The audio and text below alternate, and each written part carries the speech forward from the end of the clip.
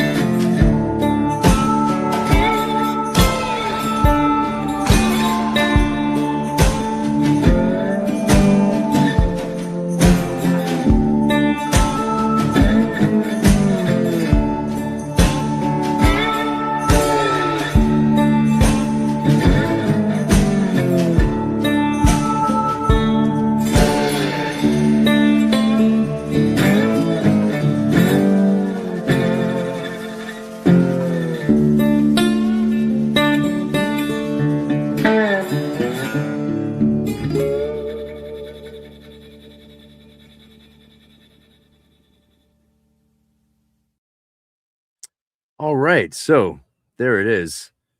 We're gonna conjure spirits of the air. I can't do it. It'll be too loud. But that's me singing, and I hope you like the original music we recorded just for this event to promote it and for this year's events in OkiaCon as well. And very pleased to say that we have the support now of Inner Traditions Publishing. So shout out to Inner Traditions. Thank you very much for supporting our events this year. In the ways that you've offered to do so, and we're gonna have you know, more local support on the ground there. It's just a lot going on. My head's a little scattered today because I've been doing a million different things, but that's why I wanted to focus and do something a bit more mellow. And I thought, well, no one else is doing anything mellow that I can see online tonight, if you know what I mean. So let's do it. Let's do it. Founded in London in 1888 and open to women and men, the Hermetic Order of the Golden Dawn entirely reshaped Western occultism. Its primary goal was advancing human. I like how he's starting, entirely reshaped Western occultism. It might be overstating it, but I don't think he's entirely wrong on that. I saw one of his videos like 5 years ago, and I thought, oh, this is cool. I'll keep an eye on this. But then, of course, you get so busy with your own thing that you forget to keep an eye on what everyone else is up to. And that's okay. That's how it rolls sometimes. So I'm really excited to see sort of what his view is of things. I don't know anything about him at all.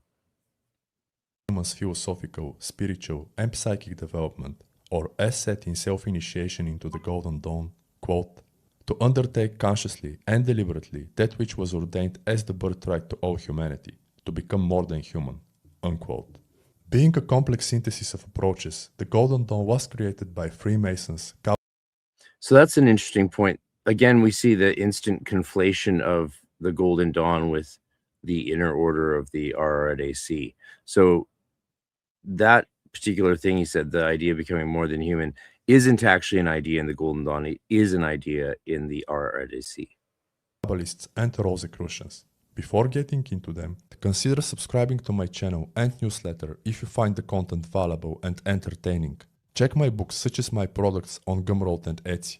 Also, feel free to support me using the provided in the description links. By supporting me, you also help my work, keeping me improving and growing as a creator. Founders. The Golden Dawn. It's a great attitude to have, right? Like, support my work so I can keep improving. And that's how we should all feel. You know, I know I certainly do. We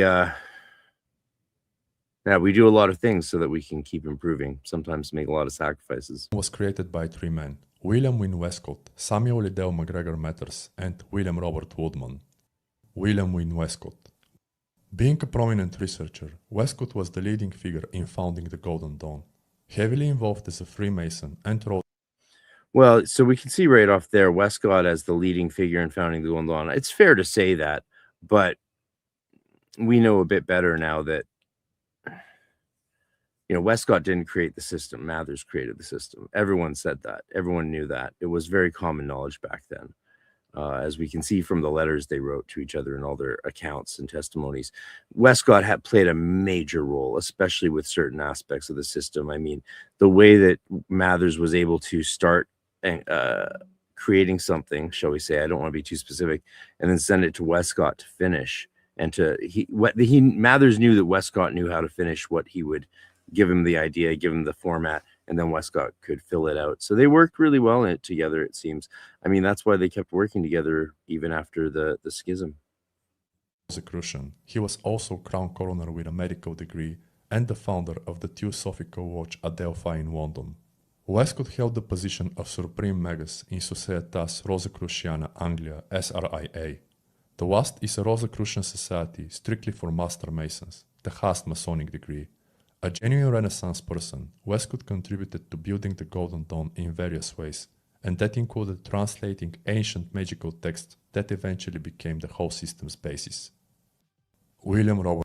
So that's not true. Westcott didn't translate mystical texts that then became the system's basis. Mathers, I'm not even sure which texts Westcott translated. I know he translated some, but not as many, I think, as people believe or remember. But yeah, it's just a small detail, of course. But yeah, it's not like Westcott translated a bunch of ancient texts and then Mathers got them and created the system. That didn't happen. Woodman. Highly versed in the craft of Freemasonry, Yeah, that's right. I was gonna shout you out later, of course. Happy birthday to occultology.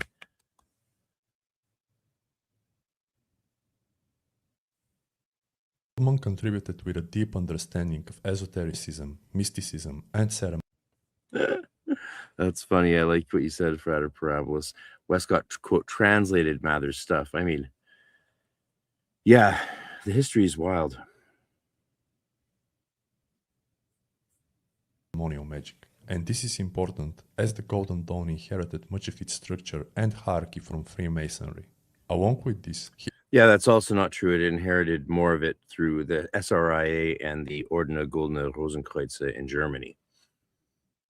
So Rosicrucian influence more than Masonic, but those two are completely intertwined at this stage and in these forms. Though I don't think the OGR was that Masonic. Paramasonic. Also had a medical background and was quite of a polymath considering his fascination with gardening.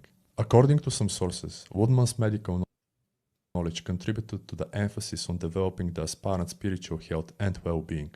Woodman also held the title of Supreme Magus in SRIA, and before his death he left a letter announcing Westcott as his successor.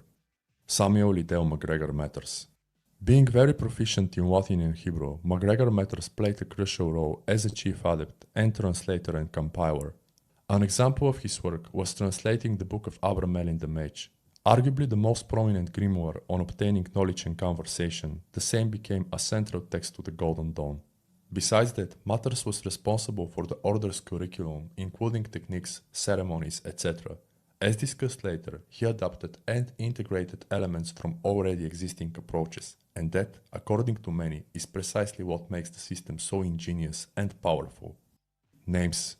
When founded, the Golden Dawn was initially referred to as the Esoteric Order of the Golden Dawn, Hermetic Students of the Golden Dawn, and Hermetic Society of the Golden Dawn. It is said that Israel Regardie's publications on the Tree of Life, such as the Order's teachings and practices, popularized the Hermetic Order of the Golden Dawn name.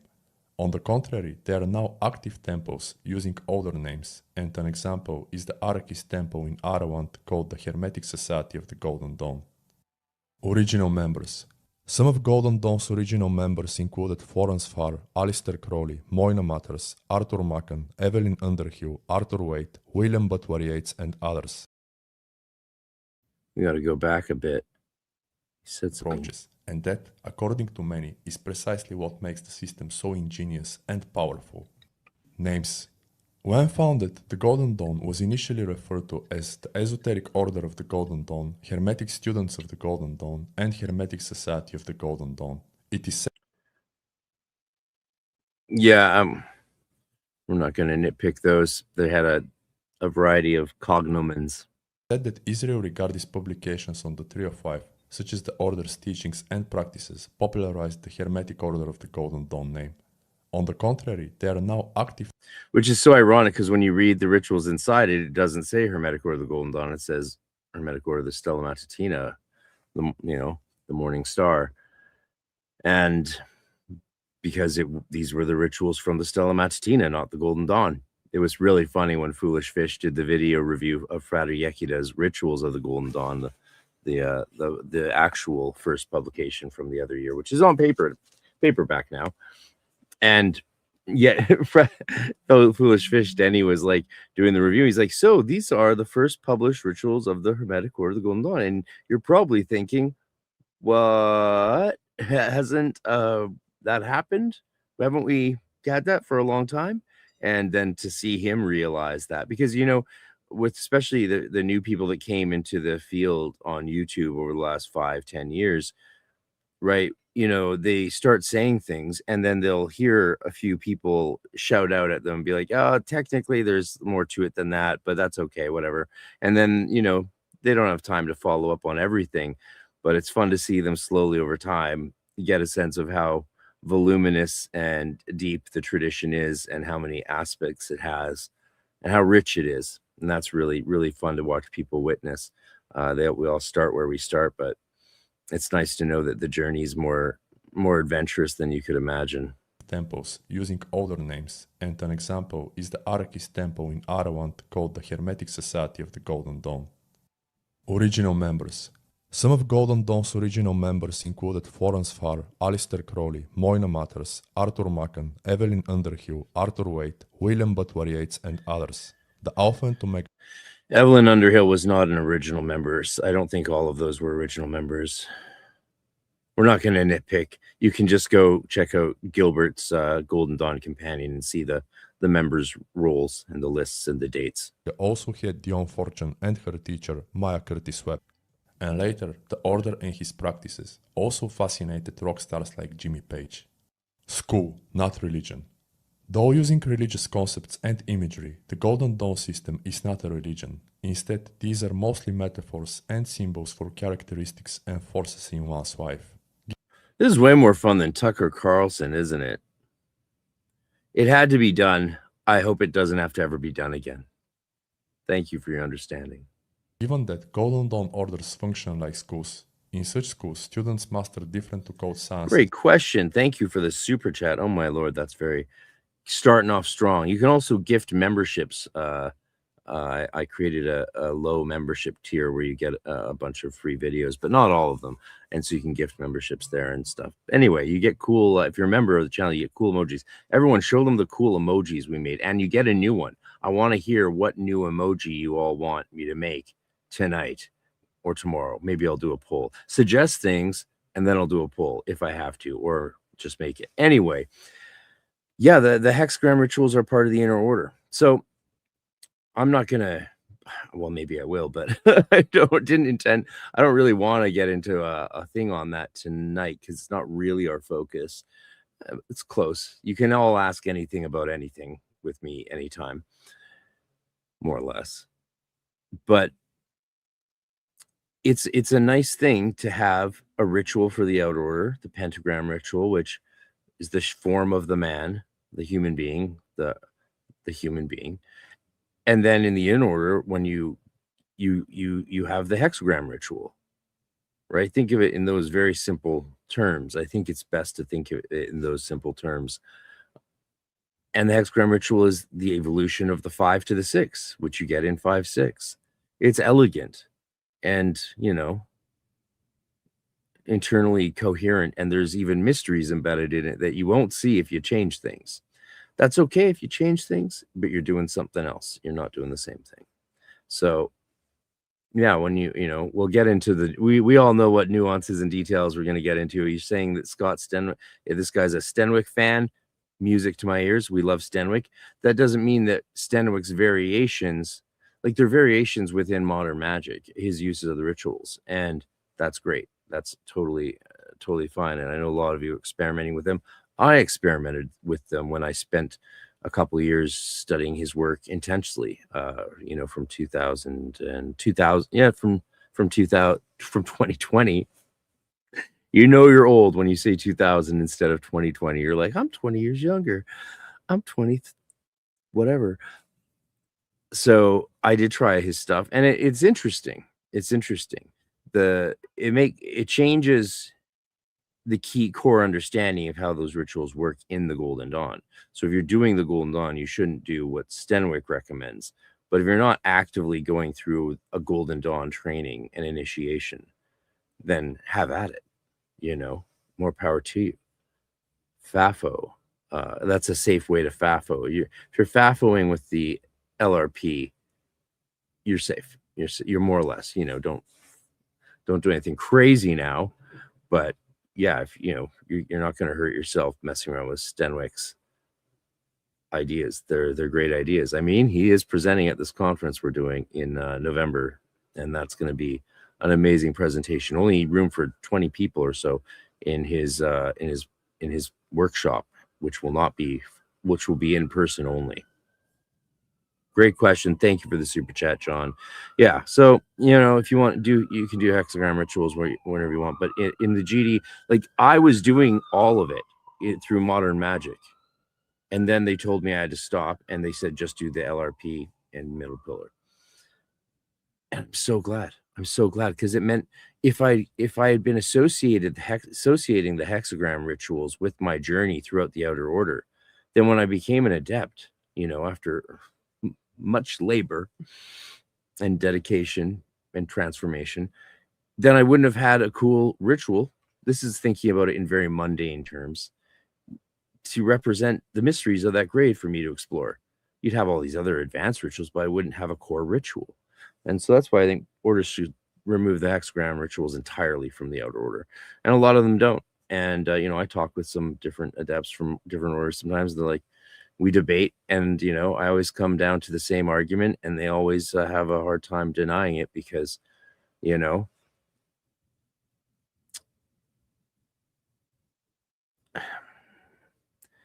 overload the outer order students on 3-hour theory exams, which the original orders didn't do. And you give them all these rituals, and they burn out and fade away. Attrition rate. That's the argument. That's my argument. Change it for attrition. Give people a better chance of actually becoming adepts in the system.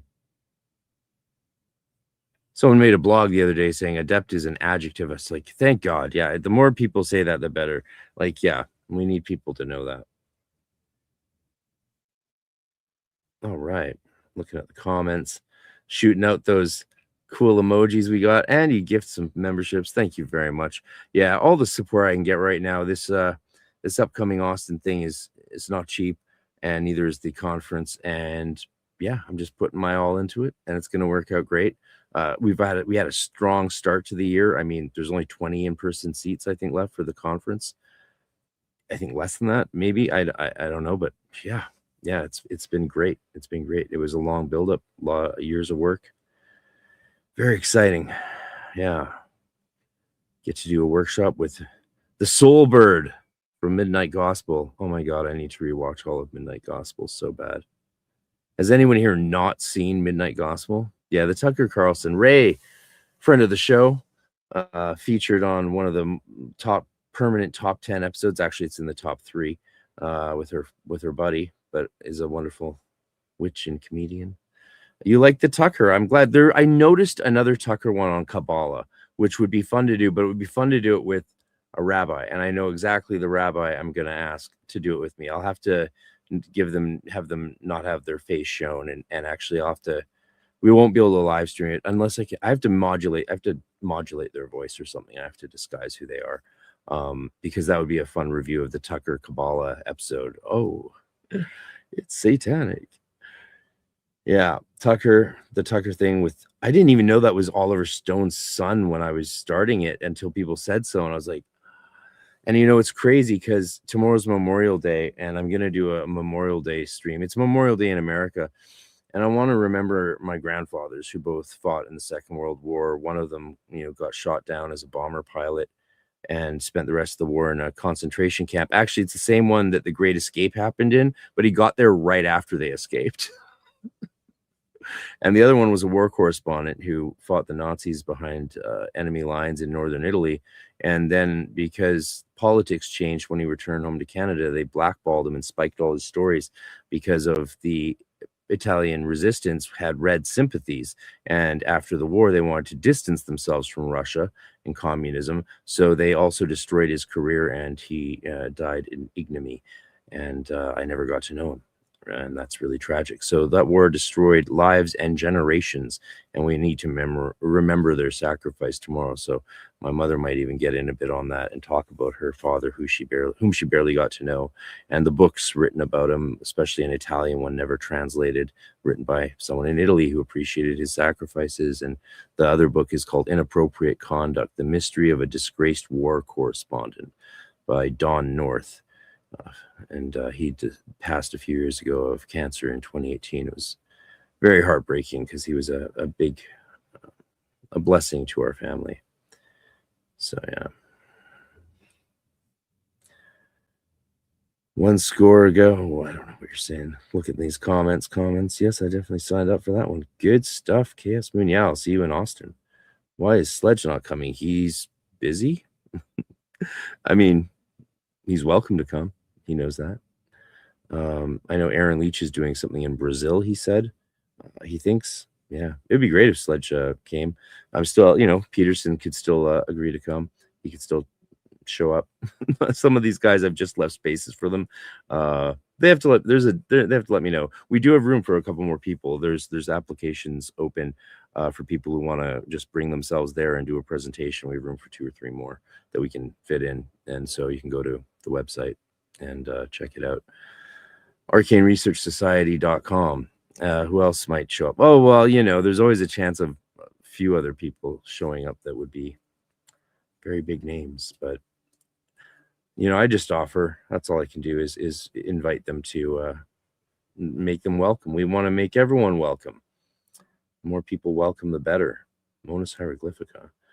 Well, okay, catching up. Ren, thank you very much for the donation for my travels. Thank you. Yeah. Yes. Astardi, bless you. Bless you. Glad you're feeling better.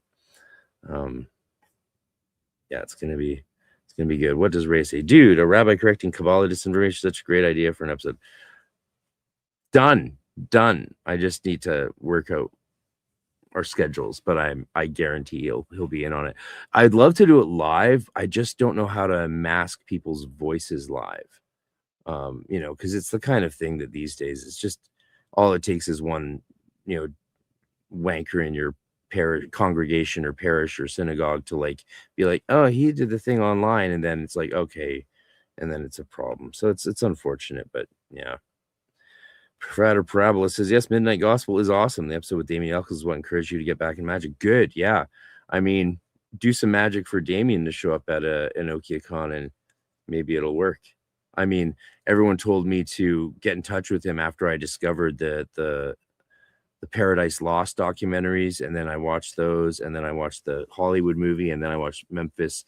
Yeah, and I was like, holy shit, I didn't know about all of this. And outside of hearing about it when I was young, because I was the same age group, I was a goth kid of that age, so of course I heard about the West Memphis 3 and these horrible killings, and parents were telling their kid, not letting people play D&D with me, or saying, is it a good idea? Did you hear about this?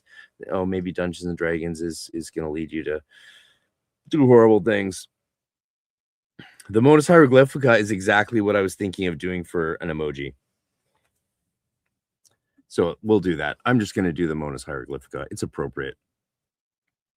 Yeah, Eccles is lovely. And, maybe I'll shoot him a video message on stream and be like, hey, man, got a month to decide. Come on down. Everyone's allowed to carry there, so you wouldn't need to hire security because everyone's strapped. Security is a concern at events, but there you got built-in security. It's called people. Now, Magnum Opus is Damien's group, and I have recommended people to it from a long time now, since he came on the podcast. So Nullwho says, if you have thoughts on this, I'm wondering concentration exercises where you focus on a point versus concentration through divided attention. Yeah, that's a big one. I mean, they're different exercises. They're different. The ability to split your mind versus the ability to lose yourself. Because the concentration isn't the goal. I mean, Jason Louv is great for always reminding people of this, right? So if you're concentrating on a point, the purpose is to get to the place where you're not really concentrating more, where you achieve what Tomberg calls concentration without effort, which means you're in an altered state of consciousness, and that's where meditation really begins. Same thing if you're concentrating on multiple things. The point is to focus on them until you get to a state of consciousness, and that's where that begins. And the ability to concentrate on a pointed thing versus on various things at once is a side effect of that as well. Yeah, Modus Hieroglyphica is great for a concentration exercise. In my opinion, it's a great symbol to contemplate. I wish I had it just right here on my arm so I could just contemplate it all day. Western philosophy, alchemy, and different forms of magic. Studying the Golden Dawn. Theory. Studying the Golden Dawn has 2 main aspects. The first is memorizing and grasping the language of magic, being the one the subconscious understands, that is symbolism and correspondences, namely how they attribute to the Kabbalist. Oh, this is interesting. This actually hits on, I think, the root of the biggest misunderstanding of Golden Dawn magic, the root that lies at the core of of books like Modern Magic and Liam Thomas Christopher's Kabbalah Magic and the Great Work of Transformation. It's a mouthful, isn't it? It's all right. We like long titles. So at the root of that is, he says, the beginning is the studying of these, memorization of these materials in theory and knowledge, right? Other people would say, oh no, the beginning is the meditations and the ritual work. Well, the meditations came in after the original order. So how's that work? No. It starts with initiation. It starts with the ceremony. And that's where these books fundamentally make a mistake, because they don't know how to solve what Israel Regardie, as the description of this video alluded to, calls in the Complete Golden Dawn System of Magic, the neophyte problem. And that's sort of one of the subtopics we're looking at today. So all these guys, Modern Magic, LTC, Liam Thomas Christopher, and a lot of other books, though not crazy amounts, but lots, didn't know how to address the neophyte problem, so they just skipped it. Tree of Life. Hoped it would become a problem. The Golden Dawn and the whole Western tradition, or at least 95% of it. Hermetic Kabbalah. John Fortune, one of the most influential occultists, views the Tree of Life as the best symbol to meditate on, and the reason is that the same is the backbone of most Western magic, conveying the ageless wisdom of the West, and apparently the Golden Dawn system is the epitome of that. Besides displaying how the universe manifests, the Tree of Life is also a diagram of the human being and God. It is a map of the human soul reflecting the divine. Paths and Sephiroth. Generally, the Sephiroth are states of consciousness ruling specific forces within and around you. The paths are transitions from one to another. I mean, to say they are states of consciousness is actually a little bit problematic. They are, but they are. I would start by looking at them as faces of God. I think that's a better place to start, and then go to the states of consciousness. I'm putting my finger on something that's a little tricky here. Let me think about that one. How do I want to express these ideas? Also, generally, the Sephiroth are mystical, whereas the paths are practical. And the second also attribute to the letters of the Hebrew alphabet, the elements of ancient philosophy, the zodiacal signs, the planets of the ancients, and the 22 major arcana. Speaking of that, within the Golden Dawn system, the tarot becomes much more active as it's used for pathworking, obtaining information, consecration, and even ritual work. The hierarchy of the tarot also follows the formula of the 4 Kabbalistic worlds and Yod-Heh Vav-Heh, the symbol of the ineffable name of God. I'll address this. Ren, Redemption. I often wonder if legends of John Paul II's split focus ability came in meditative ritual practice, though the church would never admit that. I just want to say one thing about that. I have a lot of experience with clergy across the denominations of Christianity, and even amongst the most spiritual ones, like Richard Rohr and the Keating and Thomas More, and even a lot of the other Catholics. They usually don't go beyond contemplation and light prayer and meditation. I've never, when I've talked to them and asked, pried to see how far they get into magic, especially when I was in seminary, they would be teaching, and these big names in Catholic and Protestant, because it was a ecumenical academic theological college. I could pry and push, and I found that Enneagram is about as close as it ever got that I saw with any of their practices, centering prayer, for example, Teze prayer. But I think it's wishful thinking, shall we say, to imagine that any of these guys, including John Paul II, got very serious about spiritual practices that we would consider, identify as esoteric or magical in any way. Especially John Paul II, he spent all his time writing. The guy wrote so much, it's a miracle he got canonized, because usually the more you write, the less likely you are to be canonized. So it's crazy that he got canonized. Yeah. Plus, we should probably stop canonizing people. Right. Occultology, working on your holy table for your birthday. Good. Happy birthday. Yes, the church still has, you'll find it more in the orders, in order training of like the Jesuits or the Basilians or the Franciscans.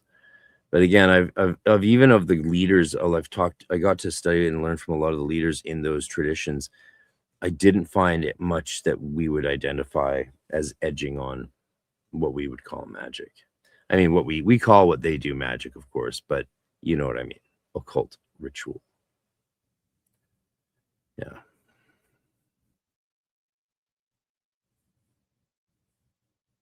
Going top to bottom, this also is the formula of all practical magic as discussed in my Mystical Kabbalah book review. Traditionally, Golden Dawn practitioners use the Golden Dawn deck. On the other hand, Sandra Tabata and Chick Cicero. Traditionally, Golden Dawn users don't use the Golden Dawn deck. There was no Golden Dawn decks. They use the Marseille deck traditionally. The Golden Dawn decks are modern creations. The traditional, the first Golden Dawn deck was the Rider Waite, made by two Golden Dawn initiates, Pixie Smith, Pamela Coleman Smith, and A.E. Waite, as suggested by W.B. Yeats. They all played a little part in it, and they made that deck out of the Golden Dawn. Not out, they didn't use the Golden Dawn tarot. It's funny, they didn't use their own tarot designs in the Rider Waite deck. So it's not even really a Golden Dawn deck, but I'm sure a lot of people Golden Dawn members used it, of course. But yeah, they trained on the Marseille deck and colored those in using Golden Dawn scales in the inner order, as well as other cards from the initiations. Yeah, I didn't say canonizing the occult oracle. Weird. I said maybe churches need to stop canonizing people, making saints and declaring people saints, and then everyone gets obsessed with what miracles they did, and it's just a whole industry, I think. Also recognized the BOTA and thought decks as suitable. For those wanting the best book. Yeah, the BOTA created a deck which you could call a Golden Dawn tarot deck, but the Thoth deck is completely unusable in Golden Dawn magic because Crowley changed correspondences. It's completely, yeah, I love it. People still use it, but you can't use it in the Golden Dawn system at all. So yeah. Okay, Patchwork, thanks for the super chat. Is it safe to do the LBRP daily as long as you're doing the LIRP daily? I wouldn't do just the LBRP daily. LIRP in the morning, LBRP in the evening, or just do the LIRP. It's good to try, take set periods of time and do it a certain way, record the results, then try it a different way, record the results. On the Sephiroth, the Paths, and all correspondences, the Thoth deck's gorgeous. I suggest Mystical Kabbalah, Garden of Pomegranates, and 777. And if these are too difficult, check the books of 1 Mile Duquette. Studying the Golden Dawn. Practice. That's crazy that he's recommending Thelemic books. I love Lon, of course, but like recommending Lon just to understand the Golden Dawn, it's like giving someone Zen and the art of motorcycle maintenance so they can fix up their VW hippie bus or even a motorcycle, since that book doesn't actually, I think, tell you how to fix motorcycles. It's more about, if you haven't read it, read it. Second and more critical part of studying the Golden Dawn is utilizing the theory and correspondences in different workings and rites. Like everything worth doing, the Golden Dawn Ray, I sure hope it's safe to the LBRP. I've been doing it for 1600. I mean, the rituals, LBRP and LIRP are the same ritual essentially, but yeah, it's believed that the LBRP, without doing the LIRP, the LBRP is not the primary form of the ritual. It's a secondary footnote form of the ritual. And later on, if you guys stick around to the end, I'll show you an original Golden Dawn handwritten version of it, and you can see the LBRP is a footnote to the main LRP. Yeah. So, you're in actually a really exciting position here, because now I would recommend taking a month or 6 months or whatever and just doing the LIRP daily, or doing the LIRP in the morning and the LBRP in the evening. Maybe LIRP in the morning, then LIRP and the LBRP in the evening. Do that for like, a couple months or even just a month, and then try just the LRP. And then you're going to be in a really good position to have a lot of understanding of the shift. But again, it also depends how you're doing these rituals. Like, if are you making changes to them, which turns them into a completely different ritual, or you know, and what are you focusing on? What's the parameters for the ritual? That's something we can talk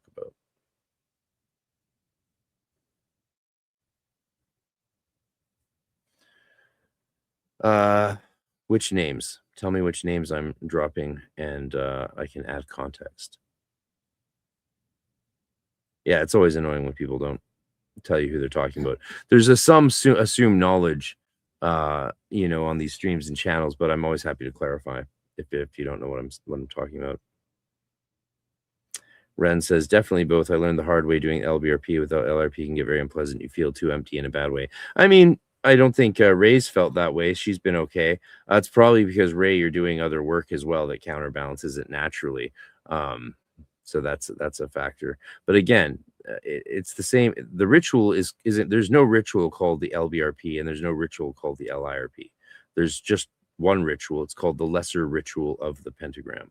That's what the ritual is called in the Golden Dawn. System demands. Oh, you're talking about Lon? You don't know who Lon is. Okay.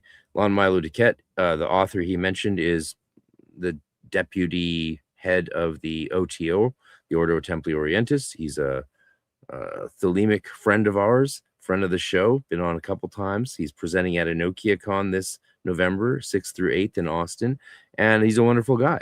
But you're not going to understand the Golden Dawn system by studying Thelemic versions or varietals. Let's call them that. Because, again, if you're sipping red wine, you don't know what the white... it's not white, you know? It's a silly example, but I used the word varietal, so I had to mention wine. Plus, you know, I haven't been able to drink it in months because I'm off sugar and doing this crazy diet, so I miss it. I miss those things, but that's life. We got to do what we got to do for our health. Well, yeah, so you're doing Ray, if you're doing LBRP, middle pillar, then bornless, right, sleeper Samic, you're doing you're doing a whole thing there. You're doing a whole thing. That's a very Thelemic approach, and a lot of people it works for them. And if it's working for you, then great. Absolutely.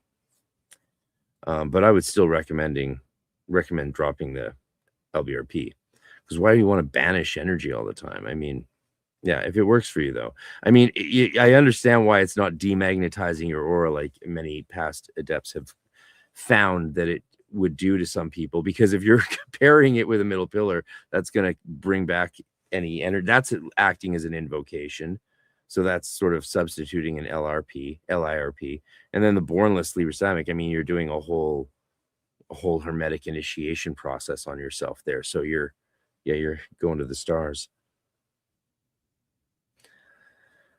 Fighter Dude says, not all his works are Thelemic versions. He's clear about using the GD correspondences in many of his books, especially Chicken Kabbalah. Yeah, I'm not debating that he uses GD stuff at all. I'm just saying you're not going to gain a deep understanding of the GD by studying that, because he has a different point of view. He doesn't talk about the things that a GD person would be talking about while talking about the GD stuff he talks about. Does that make sense? So when he talks about GD stuff, he's not putting it in the context of the Golden Dawn system and purpose of the system. He's putting it in the context in which he's talking about it, which is his own or something original or even Thelemic, but he doesn't couch it in the Golden Dawn framework. Again, it's not a bad thing. It's just different.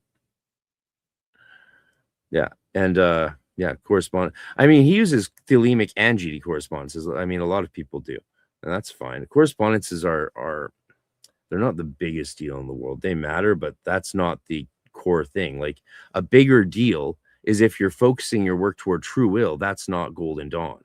If you're focusing your will toward the Holy Guardian Angel, that's not Golden Dawn. That's why I say it's a different context in Thelema.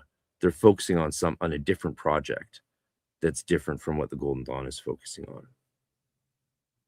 God, the questions are pouring in, and a lot of people here. 50 people, dear Lord. Oh, sweet Babylon. I know. I miss Lon. All of us. Okay, I'm going to try and get to these. Okay, we're never going to get through this video.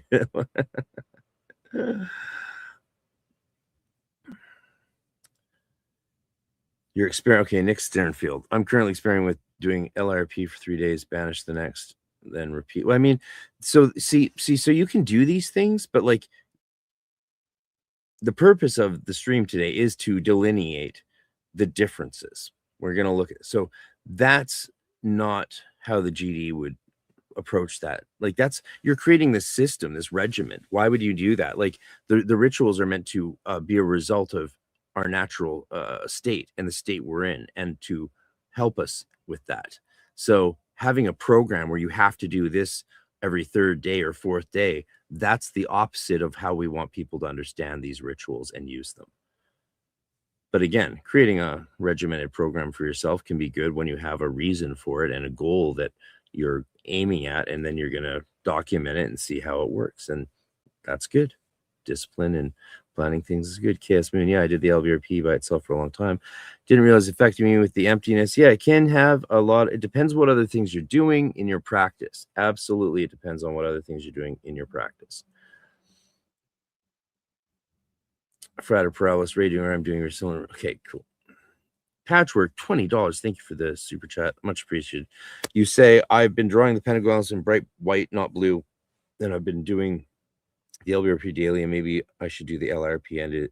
And is the middle pillar exercise good for neophyte? Yeah, middle pillar is fine. White light for LRP. Good. That's great. That's a great place to start and build up your sphere of sensation.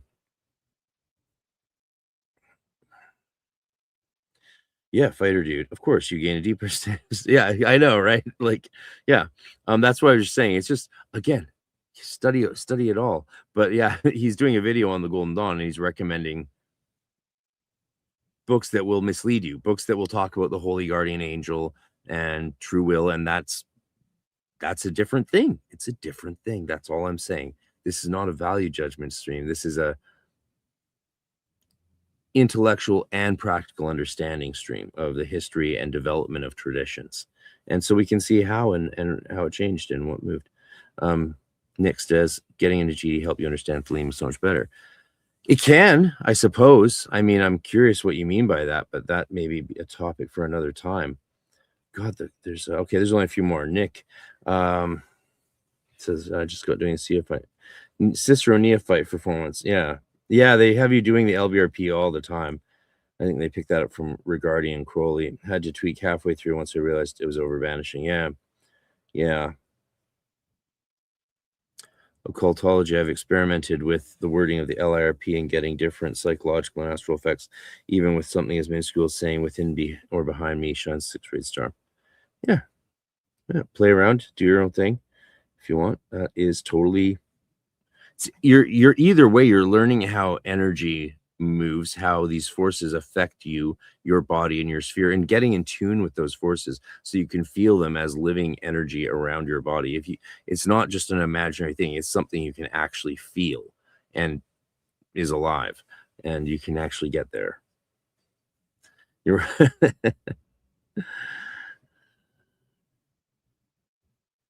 Oracle weird. There's no way to do it wrong. Change is inevitable. Just do it. Well, there is. That's the whole point of the stream. So in the Golden Dawn, there's ways you can do these things wrong. And then in modern magic, there's a variety of different ways of doing things. And we can debate which things are right and wrong. Some certainly would be wrong, depending on the context and the purpose. So that's definitely the case.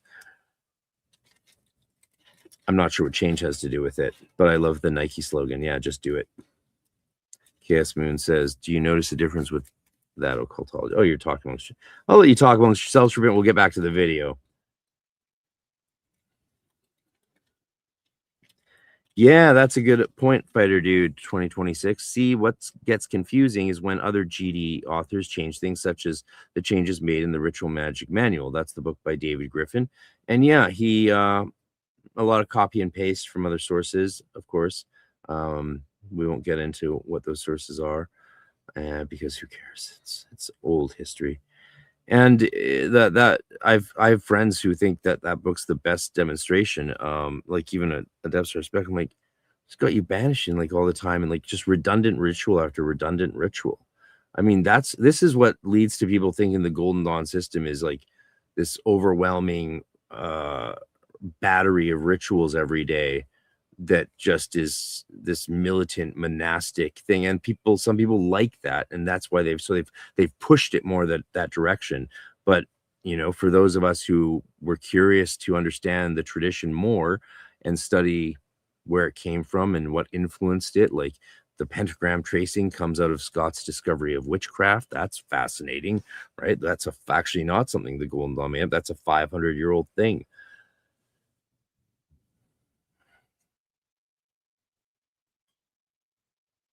All right, back to the show. Practicing and consistency. This increases the ability to induce spiritual and mystical experiences while gradually achieving illumination of how the theory applies and can be utilized in one's life.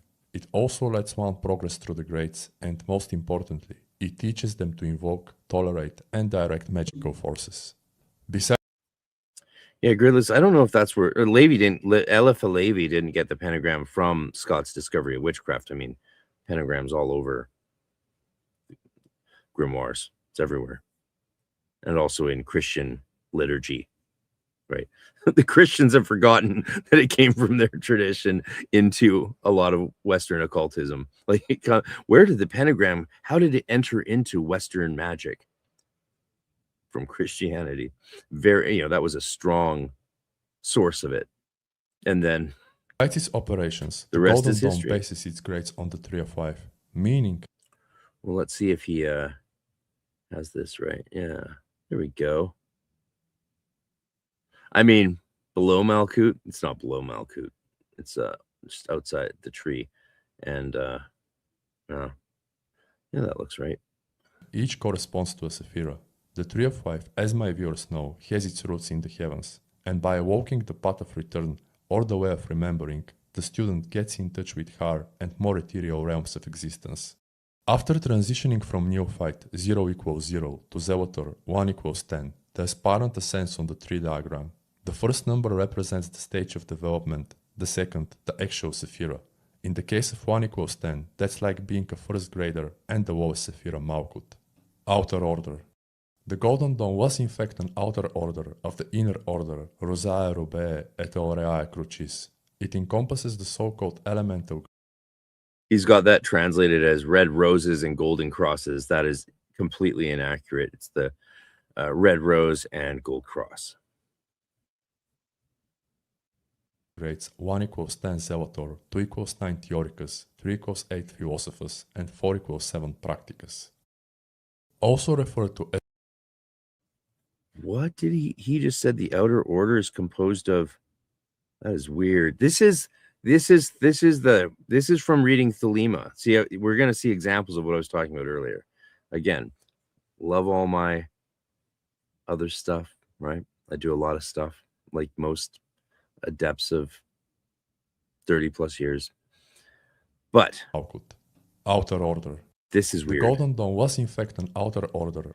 It's especially weird when people get stuff wrong that is universally correct in every Golden Dawn book, even the worst ones. Like even the copy and paste hack jobs. Well, if that's why they're right. When every single Golden Dawn book gets something right and then someone comes along on YouTube and gets that thing wrong, it's like, did you read a single book? Did you read one? Even one? Because this is weird. Of the inner order diagram. The first number represents the stage of development, the second, the actual sephira. In the case of 1 equals 10, that's like being a first grader and the lowest sephira Malkut. Outer order. The Golden Dawn was in fact an outer order of the inner order Rosae Rubeae et Aureae Crucis. It encompasses the so-called elemental grades 1 equals 10 Zelator, 2 equals 9 Theoricus, 3 equals 8 Philosophus, and 4 equals 7 Practicus. That's not true. I can't believe he said that. I want him to say it again because I just can't. It's so shocking. Called elemental grades. So 1 shocking. equals 10 Zelator, 2 equals 9 Theoricus, 3 equals 8 Philosophus, and 4 equals 7 Practicus. So he's just cutting off Neophyte and Portal. I mean, Portal is a liminal grade, but Neophyte's part of the outer order. This is how you can see the influence of Thelema. He's reading too much Thelema because they consider their probationer grade outside, before the outer order. We don't in the Golden Dawn. So there's these little things, which is how Golden Dawn initiates like myself we can just see it a mile away, because there's these little things that are completely different, but you wouldn't know unless you know. GDGPT. Also referred to as the outer order grades, these correspond to the 4 elements. The idea is to balance each in one's psyche and life so the person becomes suitable for working with more subtle and powerful currents. Each of these grades is associated with peculiar changes and ordeals, and during each It says right there, the Stella Matutina or Golden Dawn. Yeah, interesting. Yeah, you got the nomenclature wrong, Jorge? Jorge, here's another Golden Dawn adept. Isn't the neophyte grade, says Patchwork, highly important, though? Why would he cut it out? No, he's not cutting it out. He just thinks it's not part of the outer order, that it's pre-outer order. This is how you can see that he's reading mostly more Thelemic books than Golden Dawn books. He's trying to understand the Golden Dawn through Thelema. It doesn't work because it's speciated from the Golden Dawn. It's fundamentally changed at its most core level, in little ways that you won't know unless you know what to look for. And this is an example of one, because no, in the Golden Dawn, neophytes are fully initiated into the Golden Dawn. You're not like a probationer. You're fully in. That's the giveaway. outer order grades, these correspond to the 4 elements. The idea is to balance each in one's psyche and life so the person becomes suitable for working with more subtle and powerful currents. Each of these grades is associated with peculiar changes. He really nailed an aspect of the Golden Dawn there. You notice what he said? Did anyone see the magic word? Starts with a B. Balance. So balancing these things. So he is reading Golden Dawn. He's obviously read the 7th edition Greer book. It's unfortunate John Michael Greer intentionally added errors into that book, which weren't in the previous editions, but c'est la vie. At least it's a beautiful, pretty big hardcover, and that's fun. And ordeals, and during each the student. Yeah, if you can super chat questions, I'll get to them. Otherwise, I might not get to all of them tonight. Studies the knowledge lecture and actively invokes the force.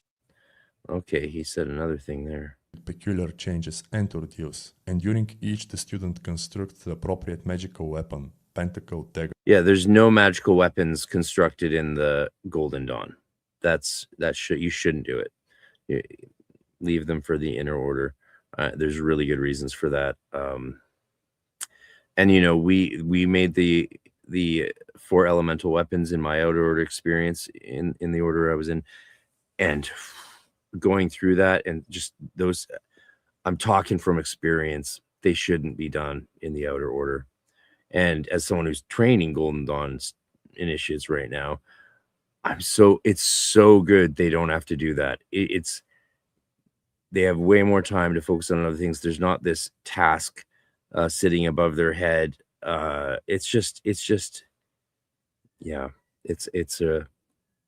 loved that I got to do it, but it would have been better to leave it for Adeptus Minor, where it should be. Cup and wand, studies the knowledge lecture and actively invokes the force in a maximally sterile environment. They are also exposed to one of the elemental tablets, but more on that later. Elemental grades.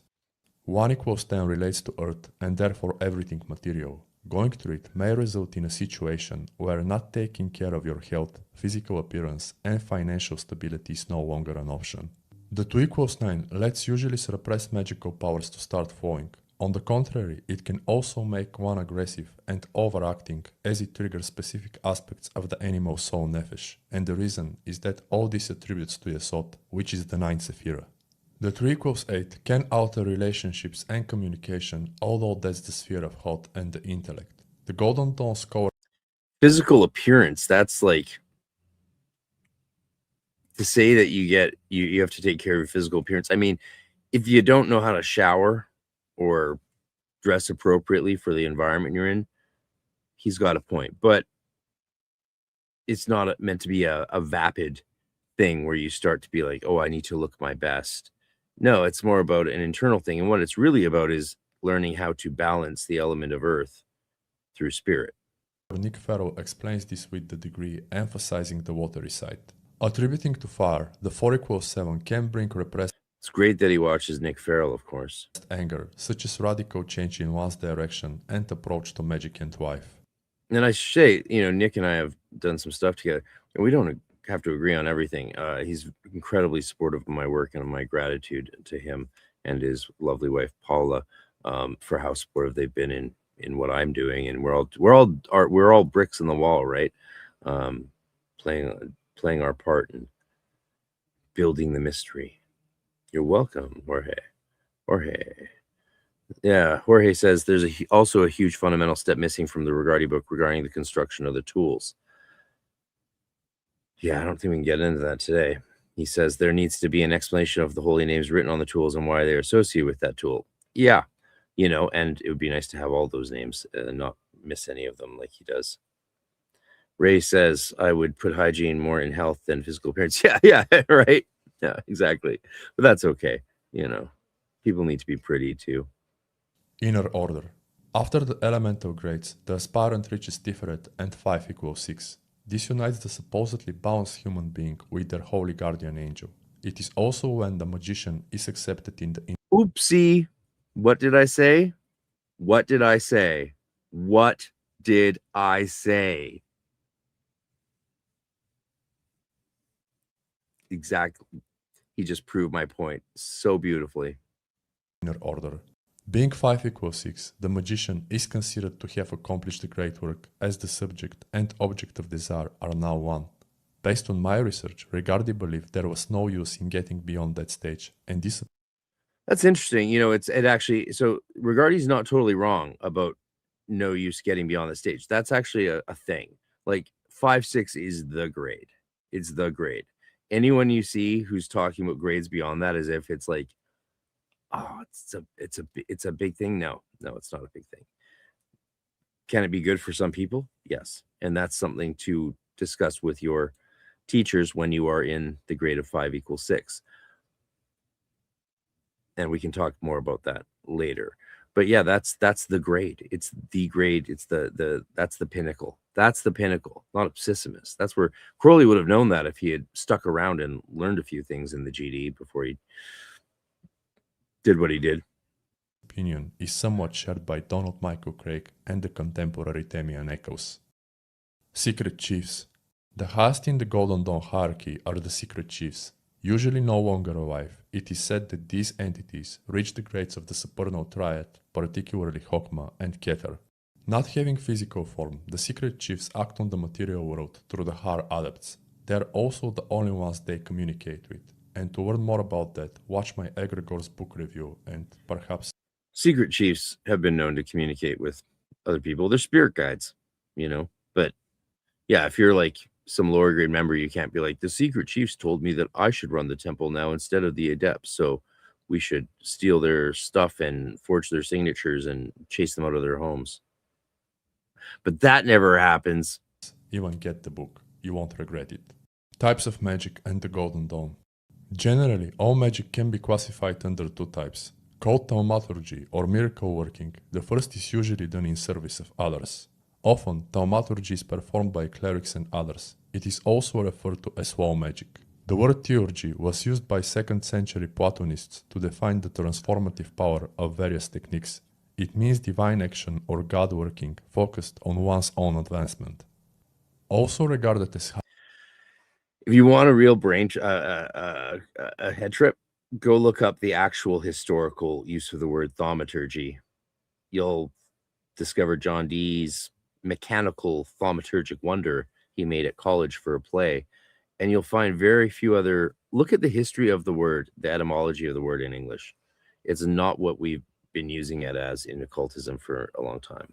All right, thank you for the super chat, Patchwork. Yeah, you say, yeah, years after banishing on a regular basis, I've been finding myself trying to adopt a healthier lifestyle. And yes, bathing regularly, especially before doing any magical operations, definitely helps. Yeah, my rule of thumb is, if I'm feeling good and balanced, I do an LIRP. If I'm feeling imbalanced or I'm in a new space, LBRP. Magic. The Golden Dawn system falls into the category of theurgy. Hence, Golden Dawn practitioners are theurgists, and according to Iamblichus... Okay, here's a good question. There's a good one. John says, I have felt that odd sensation from over banishing Earth too. It almost feels like I have been scrubbed raw from the inside. So here's a problem, right? If you're visualizing the pentagrams as Earth pentagrams in black instead of white, that's not what how we do the LRP. We do it in white because it's a spirit ritual. It's not an elemental ritual. We're not banishing Earth. We're purifying spirit, banishing Earth through spirit in a sense, or invoking spirit into Earth. That's why we visualize them traditionally white, divine white brilliance. DWB. When you think Golden Dawn visualization, think DWB. It's written all over the old manuscripts that have not been published, because again, only a small chunk of the system has been published. It's increasing now with Frater Yechida at Carabin Press's hard work. Yeah, so you're not banishing Earth. Don't banish Earth. Definitely, yeah, don't be banishing Earth. Parabola says people were shocked by Dee's contraption that they thought, thaumaturgy. And the magical association with thaumaturgy comes from, the saint. Is it Gregory Thaumaturgos, the wonder worker? Yeah. But the word thaumaturgy actually doesn't really play any role in the history of Western magic. When I actually went to look it up so I could cite it in a paper, I found nothing. Absolutely nothing. Ray asks, so for those who have neither the time, money, nor proximity to work with an actual lodge, you mean Golden Dawn Temple? We don't have lodges, we do temples. OTO does lodges. There's another giveaway. Masonry does lodges. GD does temples. And it tells you about the kind of work we're doing in them. It really, it's a distinction with a massive difference. Now, in common parlance, if people want to call them lodges, that's fine. It's just, we don't do that. And it's a giveaway. There's some groups that use that more, but they're usually more Masonic and OTO influenced groups. Frater Parabolis, yeah, the LRP banishing pentagrams are drawn the same way as the Earth pentagrams, but different visualizations. Yes, yeah, so the elements are we determined by color more than tracing. Yeah, temple. It's all right. I just like to. It would be nice if I just want to live in a world where people understand these differences and respect them, because don't we want to respect everyone's differences? Diversity is our strength. And before we move on, I'm going to remind you that you can participate in the wonderful diversity of our live events online or in person this year in Austin, Texas. Go to arcaneresearchsociety.com for more information and check out this cool trailer with me playing some music in the background. It's Celtic music. It's groovy. The Arcane Research Society returns to bring esoteric scholarship and practice in 2026 with 2 major events held in Austin, Texas. Register for an annual membership and attend online or in person all of our annual events, including June 13th, our spring workshop, and November 6th through 8th, EnochiaCon, our full esotericism conference. The ARS Spring Workshop features 3 workshops led by Jason Louv, Craig Williams, and Frater RC. Spend a whole day in downtown Austin, Texas, enjoying these hands-on deep dives with experts in their fields. Register today for all live events included with ARS annual membership, spring workshop, and EnochiaCon, which features too many amazing presenters to name. Sign up today at arcaneresearchsociety.com. Hope you enjoyed the groovy tunes there. I can't even, I'm just recording all my own original music for these videos and stuff like that online, because even when you license the music, it was often getting struck. And you always win the contestations, but it's a major hassle. Like, I'm almost not contesting anymore because I'm so tired of contesting old videos. So now I'm just going back into the studio, recording a bunch of original music. And a lot of this original music you can download and use royalty-free, monetize it. In fact, a new post with the videos, the one I played at the start of today and this new one, is in the blog of the Arcane Research Society. You can download them. You can post those on your YouTube or anywhere you want. You can even monetize them because it's original music that I made. You'll never get a strike. I'm not uploading it to iTunes or Spotify so that they won't strike it. And spread the word, because you can tell I don't know what else to do with my life other than try and create cool things for people in the culture and this wonderful magical world of ours to do and connect with each other and have fun. And yeah, there's a lot possible with a very little effort comparatively to what you might think, as I'm trying to demonstrate every year now. Practicing theurgy is the way to assist and liberate your soul, reaching the highest divinity. Golden Dawn magic. Like Sans explores the... So credit where credit's due. He nailed that. His interpretation of what the goal is, whether he calls it Holy Guardian Angel or True Will or whatever, doesn't matter. He nailed the description of what Hermetic initiation's about. Different fields. Golden Dawn magic explores the relationship between humanity and divinity. It aims to bring the true inner self hidden underneath false notions and programming. Oh, it's okay to eat the cakes of light. I've had the cakes of light back before, but yeah, once upon a time. I can't have them because they're wheat. So last time I was at the OTO Gnostic Mass was, relatively recently, just in November, December. And I couldn't have them because there's wheat in them. I figured I could just have the cup because, in the Catholic Church or in Eucharist, you can have the wine instead of the bread, or vice versa. It's totally fine. But I didn't realize you have to have both in the Gnostic Mass. So I couldn't have the cakes, and I was like, okay, I'll just skip this and not do it. But they were like, no, just get anything. And so me and my buddy Justin Hagberg, who's the one who brought me there, shout out 3 Inches of Blood, and he and I ran to the store, and I got the most appropriate thing I could given my diet, which I was on a less strict diet before the start of this year. So I was able to have a couple, like celiacs can have like Skittles or Starburst. So I got Starburst. So I had the Starburst of light instead of the cakes of light. I can't have sugar anymore, but that was last year. So yeah, Starburst of light. But cakes of light, they burn the blood, the menstrual blood, to ash in the cakes of light. So they're turned to ash. It's not that bad. Yeah, it's not a big deal. Yeah, they should have gluten-free cakes of light at many lodges, right? Be careful. Be careful of what? Yeah.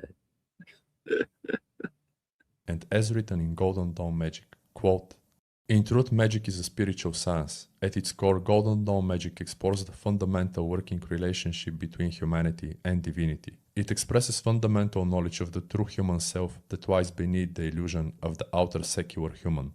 That inner self that is inextricably linked with the sacred source of ultimate unity." Unquote. For those searching for commonalities between systems, I offer to explore the fourth-way concept of essence and personality.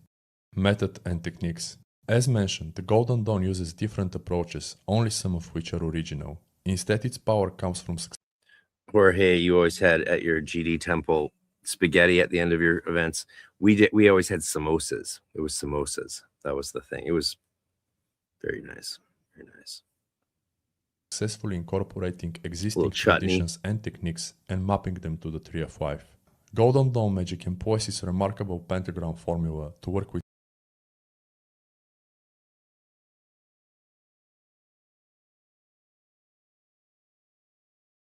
He's got them strangely colored, but whatever. elemental and zodiacal influences. For planetary forces, it uses its lesser and supreme hexagram rituals. And to learn more about the difference between lesser and greater or supreme. So the point he's missing there is actually kind of a subtle one almost. Let's see. Method and techniques. As mentioned, the Golden Dawn uses the formula to work with elemental and zodiacal influence.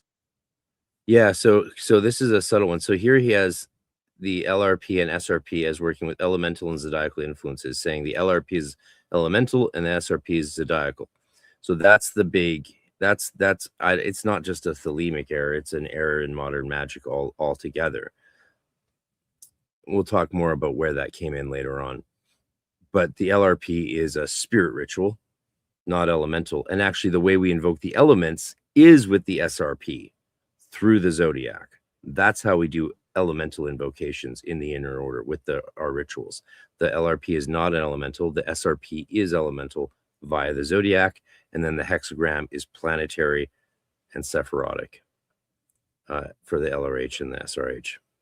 For planetary forces, it uses its lesser and supreme hexagram rituals. And to learn more about the difference between lesser and greater or supreme, check my videos and cheat sheet on the fields of operation. Golden Dawn pentagrams invoke by moving. That would be a good place to shout out Scott Stenwick's book to learn that stuff, really, rather than say learn that from me. Like learn that from Scott Stenwick's very affordable little booklet, you know. Okay, well, now we're getting into the good stuff. Enochian time. Let's do it. And banish from where the element is attributed. Exceptions are the spirit, active and passive pentagram. Green.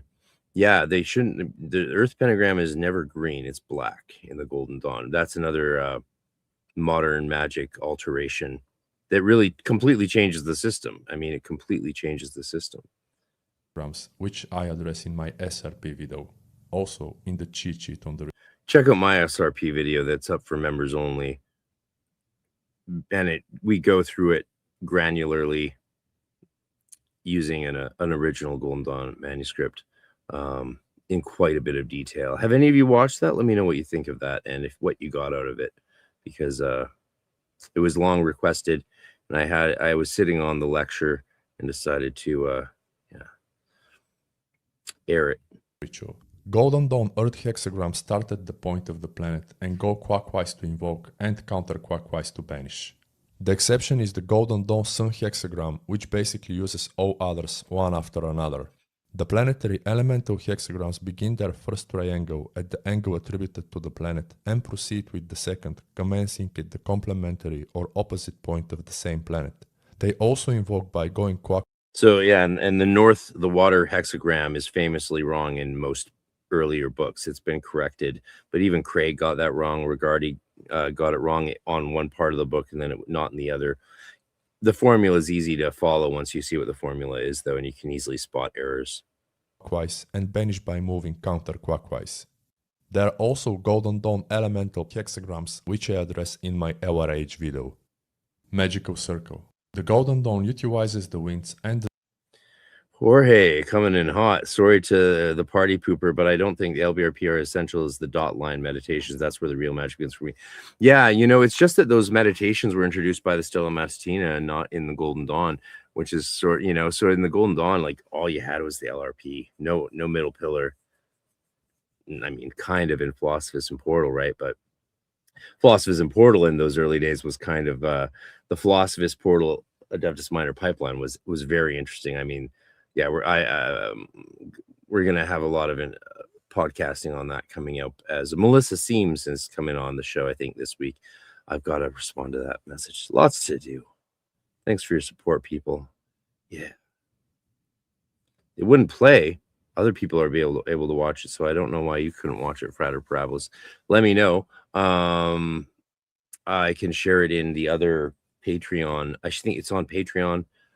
For Patreon members, it's on my website. Let me know, and if it's not working behind the paywall, then I'll hook it up. Oh, also, yeah, that's it. Oh, you're old and boring. We'll thanks for hanging out with us for a bit. I know it's only 7:20 here on the West Coast. The sun's not even going to set here for me for 3.5 more hours. Northern Hemisphere, baby, way up north. Canada. Zodiac models for its pentagram and hexagram rituals. The first place is air in the east, fire in the south, water I'll in hook the it west, up. and earth Let in me the know. north. You're in the second Discord, puts right? fire in the east, earth in the south, air in the west, and water. Yeah, so this is all basic stuff. We won't comment too much on that. We want to get through this because there's a following video to this. In the north. According to Regardie's The Golden Dawn, this makes the elements vibrate between their position in the physical and astral. Does Regardie talk about? I don't think Regardie talks about the LBRP as a elemental thing, but he might be talking about the conjunction of the winds with the winds and the zodiac model, the micro macro. right? So, waters in the west in the micro in the winds, and waters in the north in the macro with the zodiacal line. Thank you very, very much, Jacobus. You're a fucking champ.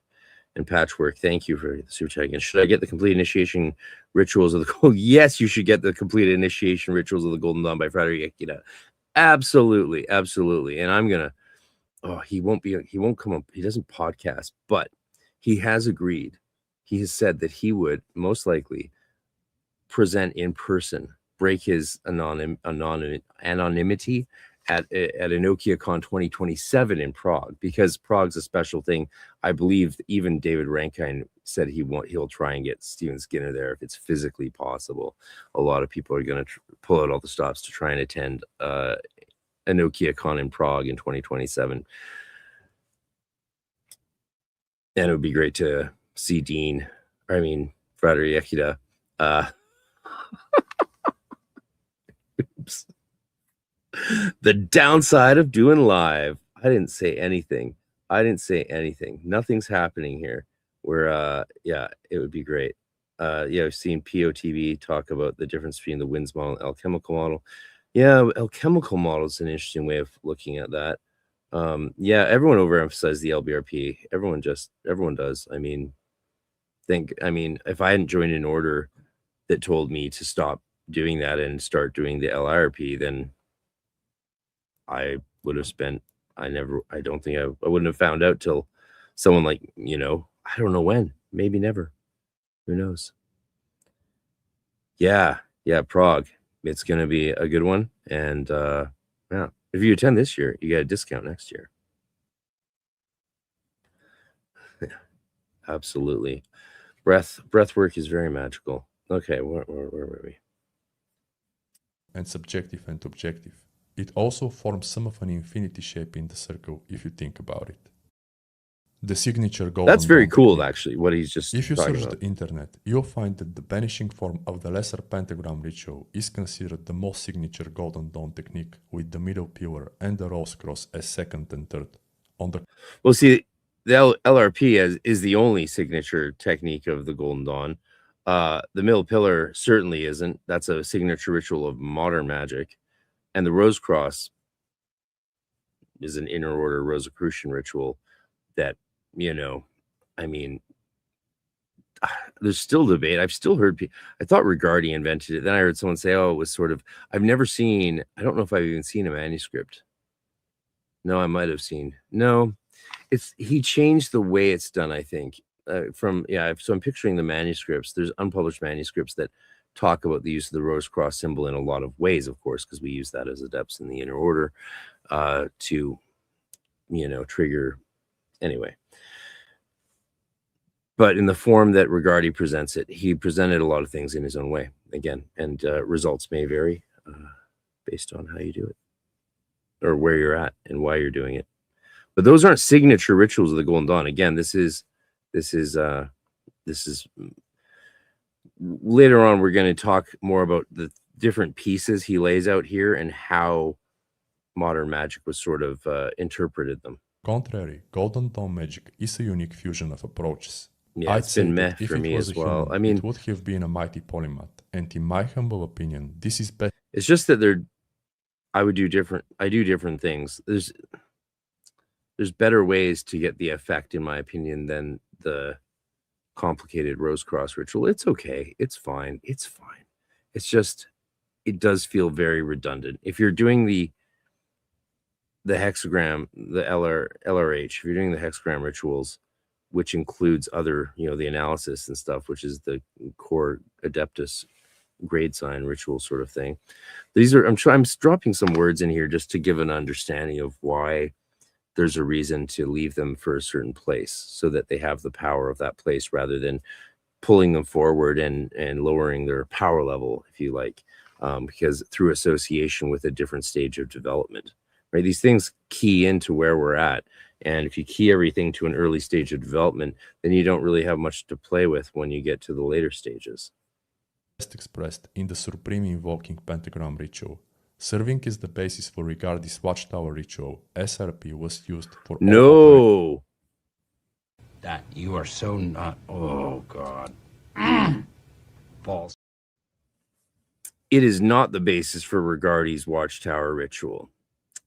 Regardie's Watchtower ritual is based on an Adeptus ritual called Ritual K. Yes, it's Ritual K, right, Jorge? It's Ritual K, which is the consecration of the vault of the Adepti. Of the Golden Dawn. Besides zodiac signs and Egyptian god forms, SRP incorporates both Hebrew and Enochian names, which, based on my experience, turns it into something completely different. And part of my hypothesis is that it not only touches the world of Braya, but also more directly impacts the world of action and your psyche. On the contrary, that could be more of a placebo effect, since the Ciceros say it works mainly on the worlds of ideas and formation. I'd also say SRP is crucial for soul practitioners, not just because it will introduce them to the elements like basically nothing else, but because it can show them tangibly what to expect from magic. Let me know if you agree. And to learn how to perform SRP, I suggest... So quick question from Parabolus here. Is analysis of the keyword essential for the LRH? No. I agree with Nick Farrell when he says in Mather's Last Secret, in a footnote, maybe he should have made a bigger deal out of this, but he says it in a footnote. If you're going to do the lesser ritual, the hexagrams, just do the Kabbalistic cross at the beginning and at the end. No analysis. The analysis, save it for after the 5-6 ceremony, after you go through your Adeptus initiation. If you never want to do that, I mean, more power to you. I mean, Damien Eccles, a lot of people teach using it. It was my favorite thing to do. It was heartbreaking to be told to stop doing it. But boy, am I glad that I had 3-4 years of not doing it before then doing it again after my 5-6 and seeing what it was capable of in the right context. See, context is a loaded word in the way I use it, in the way we use it here.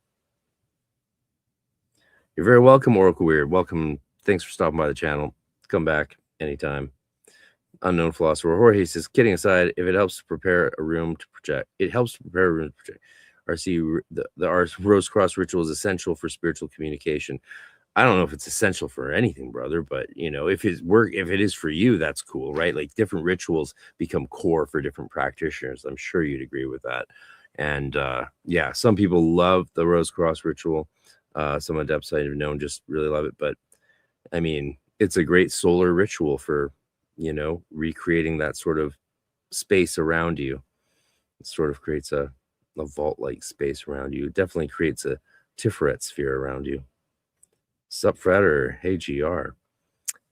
Good to see you, brother. Hope you're doing well.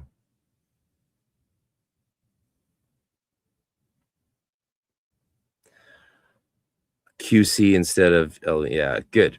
And yeah, and GR was telling me he's also a Stenwick fan. Stenwick is great, and we love Stenwick. Nick Sternfeld says, I can see why he said that. Literally just read the Cicero say the same thing, how SRP was the base of the Watchtower ritual. He said that literally. I think I understand what you're saying. Oh, the Ciceros say that. The Ciceros say the SRP was the base of the Watchtower. Yeah. I mean, yeah. They come out of that Regardie tradition. I mean, that's Regardie's their lineage, even though we don't really do lineage in the GD. I mean, it's a magical tradition. You can talk about it in those terms, but those terms don't. The way you can talk about it outside of the tradition in terms of lineage, but inside the tradition, we don't talk in those terms. In light colloquial parlance, sure. But when we're talking seriously, it's a different set of understandings that we rely on to communicate, shall we say. Yeah, you know me too well. You guys are getting to know me finally. It only took freaking 6, 7, 8 years of trying to gain any kind of audience. So thank you for being here. My favorite is the analysis. Yeah, I know, right? It's all, well, it's like that's you in the Golden Dawn system. That's you doing the, you know, the signs of the adept and declaring yourself an adeptus. That's what you're doing. You're declaring that to the universe. And if you don't want to go on the journey to Adeptus, then go for it. You may as well declare it and see if it helps. Because, you know, maybe it'll get you there. Lots of things will contribute to getting you there, but like, yeah, I mean, if you're in Zelator, you don't want to do the Theoricus grade sign. If you're in Theoricus, you don't want to do the Practicus grade sign. So why is everyone doing the Adeptus grade signs? Or those aren't really the grade signs. But again, I don't want to get into the nuance of that because I don't want to spoil it all. I know my podcast is spoiled so much and caused so much turmoil in so many orders where because candidates are going to their depths. It's like, wasn't he working with you 20 years ago? It's like, yeah. Is it true that they do this or that you do this or that blah, blah, blah? And they're like, uh-oh. Yeah. Because some of the things I went through that I talked about were unique to my order and people didn't like me talking about them. But maybe some of those things shouldn't be done. Maybe some of them should be done. I've talked about things that we innovated in the order I was in that are really great, that I like. And some people like some of those things. Some people don't like some of those things. Some of the innovations we had that people make fun of the most are by other adepts in other orders considered to be actually a good. It's crazy. But it's not completely disparate. Like there is a very coherent set of agreements that we tend to all have amongst those of us working the system for a long time. And that's what's interesting because magic is about results and we pay attention to those results. And when we see things going awry over and over across numerous different temples over decades or even the last century, then it's good to put out warnings, right? And be like, hey, beware this, beware that. Focus on this, focus on that. It's very helpful. Dylan wrote it, but he even said the song belonged to Jimmy. All Along the Watchtower. Is that true that All Along the Watchtower is based on magic? I don't know. Patrick says, what happens if you do the ritual before 5, 6, never done the analysis? Yeah, don't do it. Don't do it. Yeah, but I mean, you'll invoke the sun. You'll invoke many things beyond the sun as well. I mean, you're invoking Apophis. Like, you know, it'll do something. It won't do for you. It does something different after 5 = 6, but it could still help you along your way. Again, things are more powerful in the Golden Dawn system when you leave them where they are. In modern magic, you're in the chaos of the ocean with no system to guide you, and you have to find your own way and try out what works and what doesn't, and you might have success, maybe. Not usually, but sometimes. More often than not, there's just a lack of focus that people find, and eventually they peter out or turn to a system that works for them or some other practice. For example, yeah, like I know a lot of people that did Golden Dawn magic a long time, but they found it didn't get them anywhere, and so then they turned to an ATR or some just some very structured, closed tradition. And then when you ask them about how they did the Golden Dawn stuff, it's like, oh, well, you were just throwing stuff at a wall and saw what stuck. And then you abandoned it for a system that actually had regiments. But if you had followed the regiments and system of the GD, you probably would have gotten further, right? That's my experience. My content and dedicated cheat sheet. And besides those, I suggest the Cicero's Golden Dawn magic. Criticism. Based on my research, there are several main criticisms of the Golden Dawn system. The first comes from Israel Regardie, who made conveying the system to future generations his mission.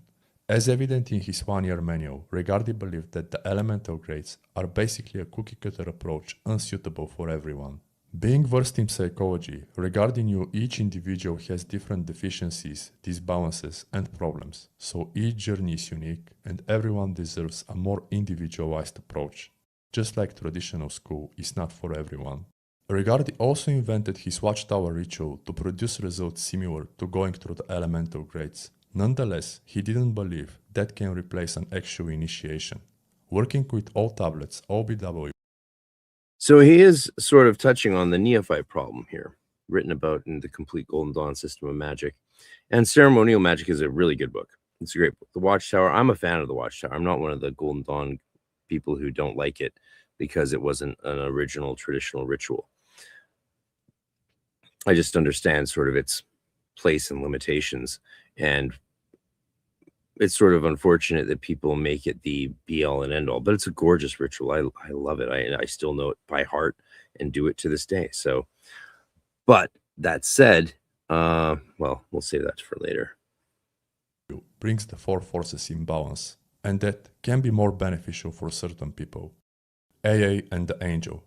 Perhaps Crowley viewed things similarly, as he rearranged the entire First Order when creating AA, so the student works with elements and planets much earlier. Traditionally, the Golden Dawn considers there's no... I don't know what to say about that. I mean, yeah,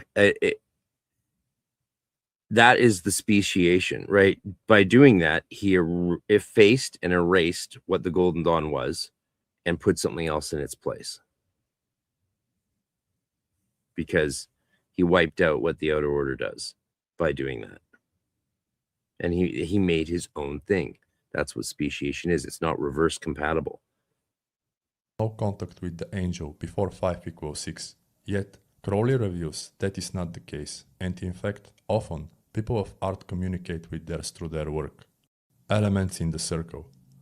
Another criticism of the Golden Dawn is regarding the positioning of the elements in a magical circle, especially the winds model, dealing with a pentagram that is supposed to express how the individual perceives the elements, which is subjective.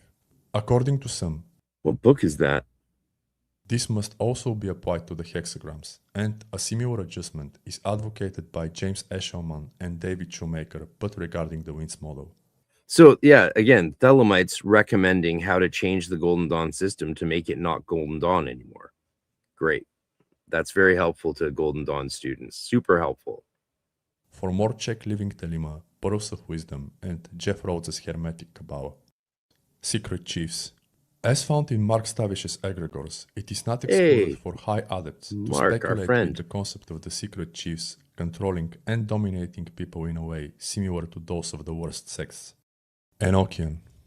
Also widespread criticism comes from deep purists, namely that the Enochian material in the Golden Dawn doesn't match John Dee's original attributions and needs to be completed. So it's funny, right? Like, I'm a deep purist. I'm one of the most severe deep purists, but no deep purists actually have this criticism. Because the Golden Dawn speciated from Enochian magic the same way Thelema and AAOTO speciated from Golden Dawn. So it is what it is. It does what it does. And it takes account, the Golden Dawn Enochian does take account of later developments in Enochian magic post John Dee, arguably post John Dee, depending on who made Ashmole MS 306, I think it is. So the separation of the tablets, Golden Dawn uses the separation of the tablets. We have no confirmed evidence of Dee ever using separated tablets with the Tablet of Union. Golden Dawn used that, but they didn't create that. They took that from Dee's work. So in a way, they adapted one of the most complete versions of Dee's system into their own, and they made it elemental instead of alchemical. But Dee purists, of course, it doesn't bother us. Like, you can do Golden Dawn Enochian when you do Golden Dawn magic, and you can do Dee purist Enochian when you're operating in a more grimoire fashion. It works. They both work very well, and they're definitely different flavor palettes. Also, that the placement of the tablets isn't correct. The pronunciation of the language is made unnecessarily more so that's not true. Sophisticated, and the flashing colors weren't used by Dee. Yeah, of course he didn't use the flashing. He had his own colors, used the alchemical colors, and the color wasn't a huge thing. And again, I've talked at length about color use in the outer or inner order, and now people are publishing on it a lot more. So again, that's going to hopefully enter into common knowledge soon. Defense, some Golden Dawn scholars explain that this approach is different, not incorrect. Others add that the colors help exert more power. Odeon. Well, see, this is the problem in thinking, the idea that Golden Dawn colors would do a different version of the original Dee and Kelly system. That's the problem with, I think, a lot of us in magical schools of thought, thinking that this new version that someone's done is somehow better or a different version, when it's really a different thing, and it's in a new context with perhaps a different interpretation of the goals to be achieved. Like the Golden Dawn method of working with the parts of the earth or the aethers is very different than the way John Dee used them to influence kings and princes and sink the Spanish Armada. Well, he might not have used an aether. He probably just used befefes. But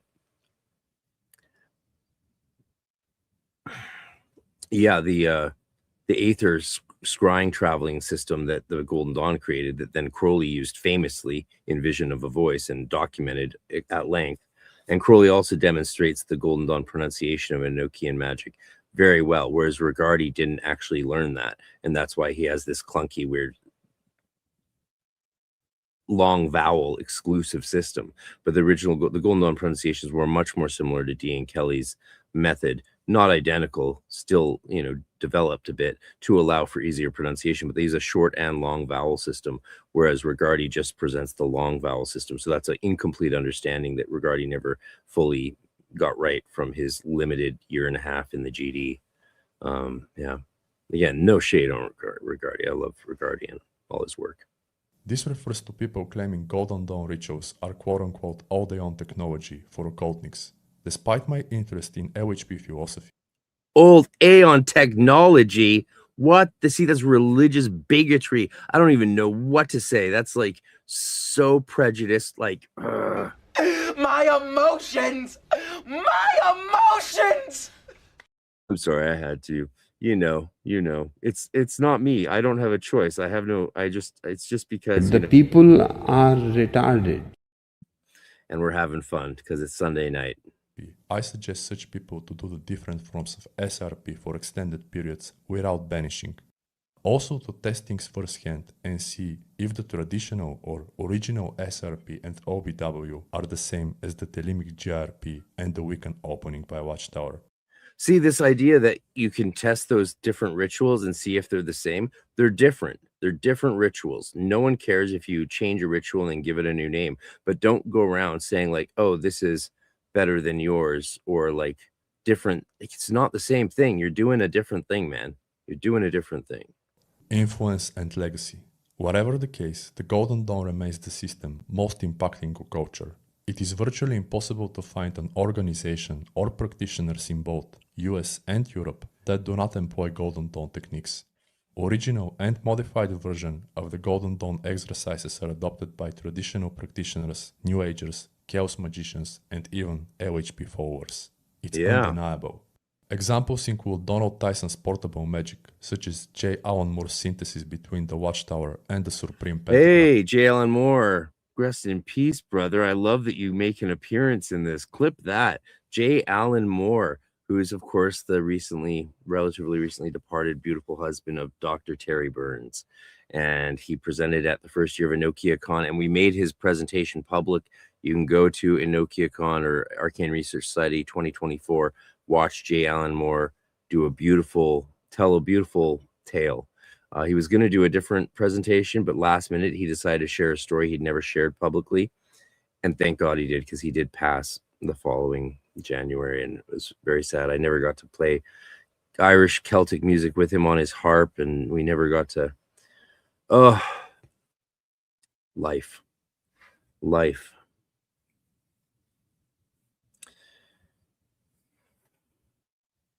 Rituals. Yet, the most evident example is Donald Michael Craig's best-selling Modern Magic, which, although quite eclectic, is heavily Golden Dawn based and was even adopted by... You know, what's funny is he wrote that before he was trained in the Golden Dawn, in the same order as Unknown Philosopher here. Don Craig and Griffin were in the same order as Jorge, and trained by Chris Monastre, Regardie's girlfriend. And yeah, and I was shocked to learn that Don Craig wrote Modern Magic before he was in that order. I think it was you that told me that, or someone else, but that was very surprising. Rest in peace, Alarion. Oh my God. Oh, we should. I'll stream his presentation at EnochiaCon, because it could be on. It can. Then we could talk about it and watch it together. That would be nice. Maybe maybe Terry would join us. She's going to be on soon to talk about Edward Kelly. R.I.P. Don. I got the call, man. He was in the hospital, and they're like, we're doing a group healing ritual. The depths all around the world joining in. Yeah, he would teach in our order from time to time, because our order and our temple in LA had a very close relationship for a while with Chris Monastre's group in LA. They were like sort of sister orders functioning until Griffin left, trademarked the name, and the war began. by certain watches based on my research. Whether you agree with everything written in it, Modern Magic is the most selling occult book on Amazon, rivaling Regardie's The Golden Dawn. And that probably says a lot. Also, think of Wicca and Thelema. Well, yeah, it says a lot, but I don't think it says what he thinks it's saying. Except for Crowley's inventions, these systems are mainly simplified Golden Dawn techniques. Another example is the Middle Pillar. I don't know if Don Michael Craig was ever in Raharakti Temple. I mean, I don't think so. Raharakti closed. I think it even closed before. I mean, I was told one I'd reached out and said Raharakti closed before Liam Thomas Christopher could have joined it. But I'd like to, LTC and I are chatting on Instagram. We'll hopefully get together sometime soon this summer after I have a chance to go through his book again and properly formulate my questions in a loving and respectful way. I've made it clear to him on Instagram, of course, that I'm one of the most critical people of his work. But again, it's not personal. I just don't understand why he says what he says in it. No, I haven't met no Golden Dawn adepts understand why he says what he says in that book. We just don't. Like, one of the heads of the Cicero Order reached out, was like, thank you for speaking about this stuff. And because no one else is doing it. And yeah, they can't even watch his videos because it's just like, what are you doing? Why are you describing what you're describing as GD when it's not? Utilized as an effective tool for combating anxiety. Also as a replacement for the mortal. Yeah, me too, Parabolis. I got my Modern Magic 2nd edition right over there. Yeah. Good times, man. That book changed my life, along with Regardie's Tree of Life and Scott Cunningham. Traditional and extensive vortex when charging objects. In my humble opinion, the term all-day-on technology has mostly to do with a dogmatic and rigid state of mind and not with a particular technique or a system. It is your responsibility to get the best results out of a system, even saying old Aeon magic. It's like the Protestants describing the Catholic Golden Age as the Dark Ages. Oh, that was the Dark Ages because we hadn't reformed the church yet. So it was a Dark Age. It was actually a Golden Age. So when Thelemites, God bless you all, have your Aeons, go for it, rock on. We love it. But describing the rest of us as old Aeon is, as prejudicial and mean as any other sort of religious bigotry. So we don't need it. We don't need it. Just, you do you. We can all get along. if that means tweaking it. And as the Ciceros say, there is no one true way. And as Donald Michael Craig suggests, paraphrasing, approach the system and rituals generally like a chaos magician. Plus the Liam, I mean, hopefully he follows through. I mean, he was confused that I didn't want to interview him on his channel. He was like, "You want to interview me on my channel, right?" I'm like, "Yeah, I know he's got a huge channel, but no, I don't podcast on other people's channel so that I can get exposure to their audience or anything like that. I'm not a pathetic loser that needs a hand up. I'm doing just fine. Doing just fine." Parabolis, Scott Cunningham, your Wiccan is showing. Yeah, man, I love it. I love Wiccan. I was, before COVID, while COVID hit, I was working at a church of the author of his biography and one of his best friends. I was working at her church in Cali. Shout out Sonoma County in Geyserville. My emotions.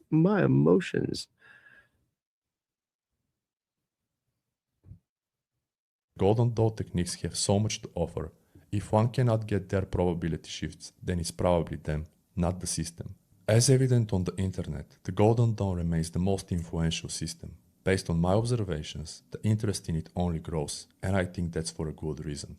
But that's just my opinion. Let me know what yours is, such as your thoughts. I like this guy's accent. Otherwise, like this video if you enjoyed it, subscribe to the channel and my newsletter for more content. A lot of people look at the four elements as they All right, so we're on to the next video. We got through it. I like that guy. I like his accent. It's you got to really pay attention to understand him, but I like the accent. It's a nice accent. I don't know where he's from, but yeah, he would be a fun guy to get on the podcast. He'd be a fun guy to stream with, I bet. Yeah, that would be fun. that was an interesting video. That brought up a lot of, yeah, I was really glad to get to talk about some of that stuff. Just gonna yeah, let's take a you know what's coming. What's coming? John D. John D. John D. Well, Dr. D. Won't you say a little prayer for me? Time is running out, and I want to see the Lord.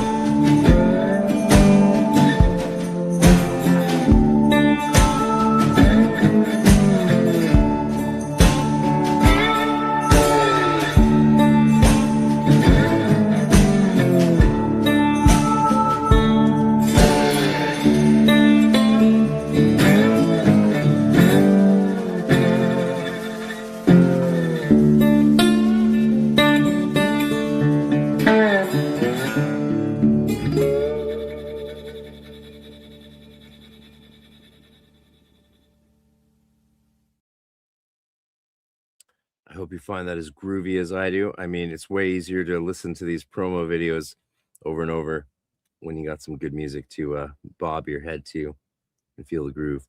For the final trailer for EnokiaCon, we're going to add upright bass. Get one of my two friends in town who play that to add upright bass. And then there'll be 7 instruments, a vocal from 7 vocal takes. It was the last one that really punched at 70 BPM. So we got the 777 there. Question from Parabolas. Will I miss anything from the spring workshop by not attending in person aside from the awesome socializing? I mean, no.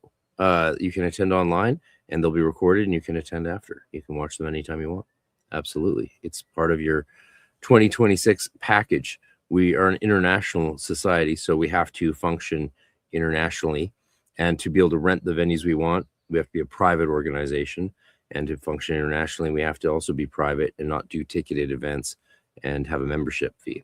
And that's how we do free events for our members. And it might seem pedantic or like just a different way of structuring things, but that's how you have to do it. That's what makes it legal. I ran all of this through lawyers and accountants and everything. And yeah, you just have to structure things in a way so that you can actually function internationally, like every academic society does, or any scholarly society. Like it's the method of the way you do it's well tread pathway. So this is another video that is about the into this whole development of the LBRP thing. Ready for it? I know I am. We're going to get emotional, I think, but hopefully not retarded. They are just symbols, that this is something that's symbolic. And yeah, that's partly true. Earth, air, water, fire, they're associated with personality traits, aesthetics, and zodiac signs. But what if I told you these forces could be out of balance with... Now, that is a mustache. Props to this ginger mustache. Wow. Just wow. within you and Love could be it. I love causing it. a lot of the problems that you could be experiencing within your life. Chaotic thoughts, ruminations, unstable emotions, motivation that disappears, and life begins to feel off. These are the energies destabilizing within your life. I hope that this video could be helpful to stop reacting and to start directing the energies within your life. I want you to look at elemental energies as forces that can actually transform your consciousness. They are forces within your consciousness. They are something that you can train through ritual. I want you to see that these are modes of consciousness, that they are actually parts of the personality. Fire is your will, it is your desire.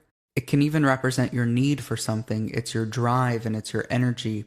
It's even that tenacity that you have to push through. Notice those moments where you have this spark of inspiration and you want to go create something right now, or you want to go do something or change your life right at this moment. It's that motivation that wells up. Water is representing your emotions. It's also tied to your subconscious. This is that creative energy.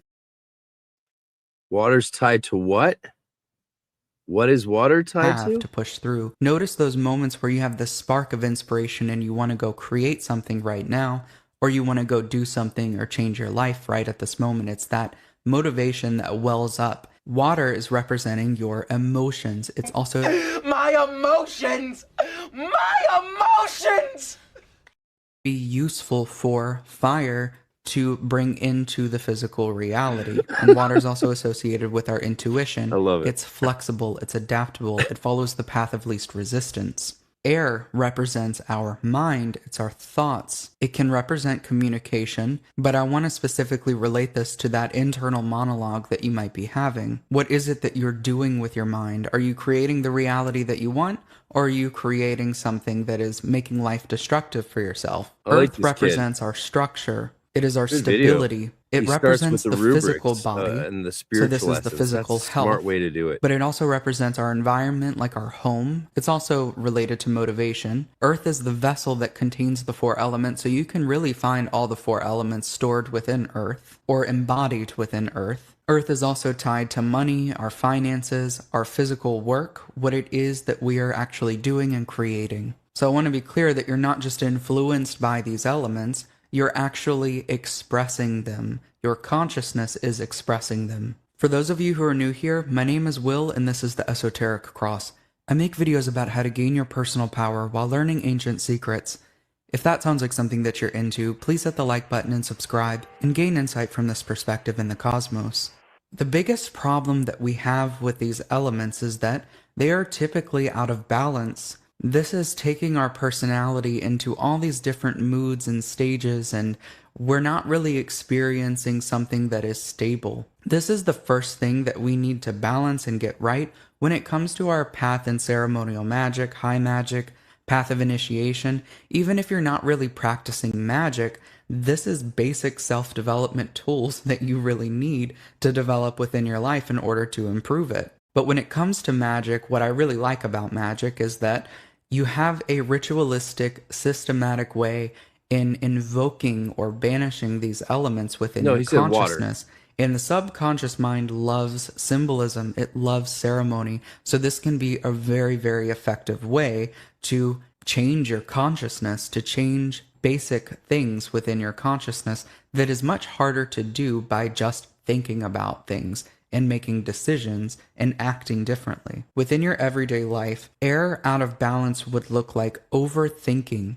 It can show up as anxious thoughts, ruminations, indecisiveness, accepting deception, dishonesty. It could even represent being dishonest. It could represent gossiping. Water being out of balance can be emotional overwhelm, not My emotions!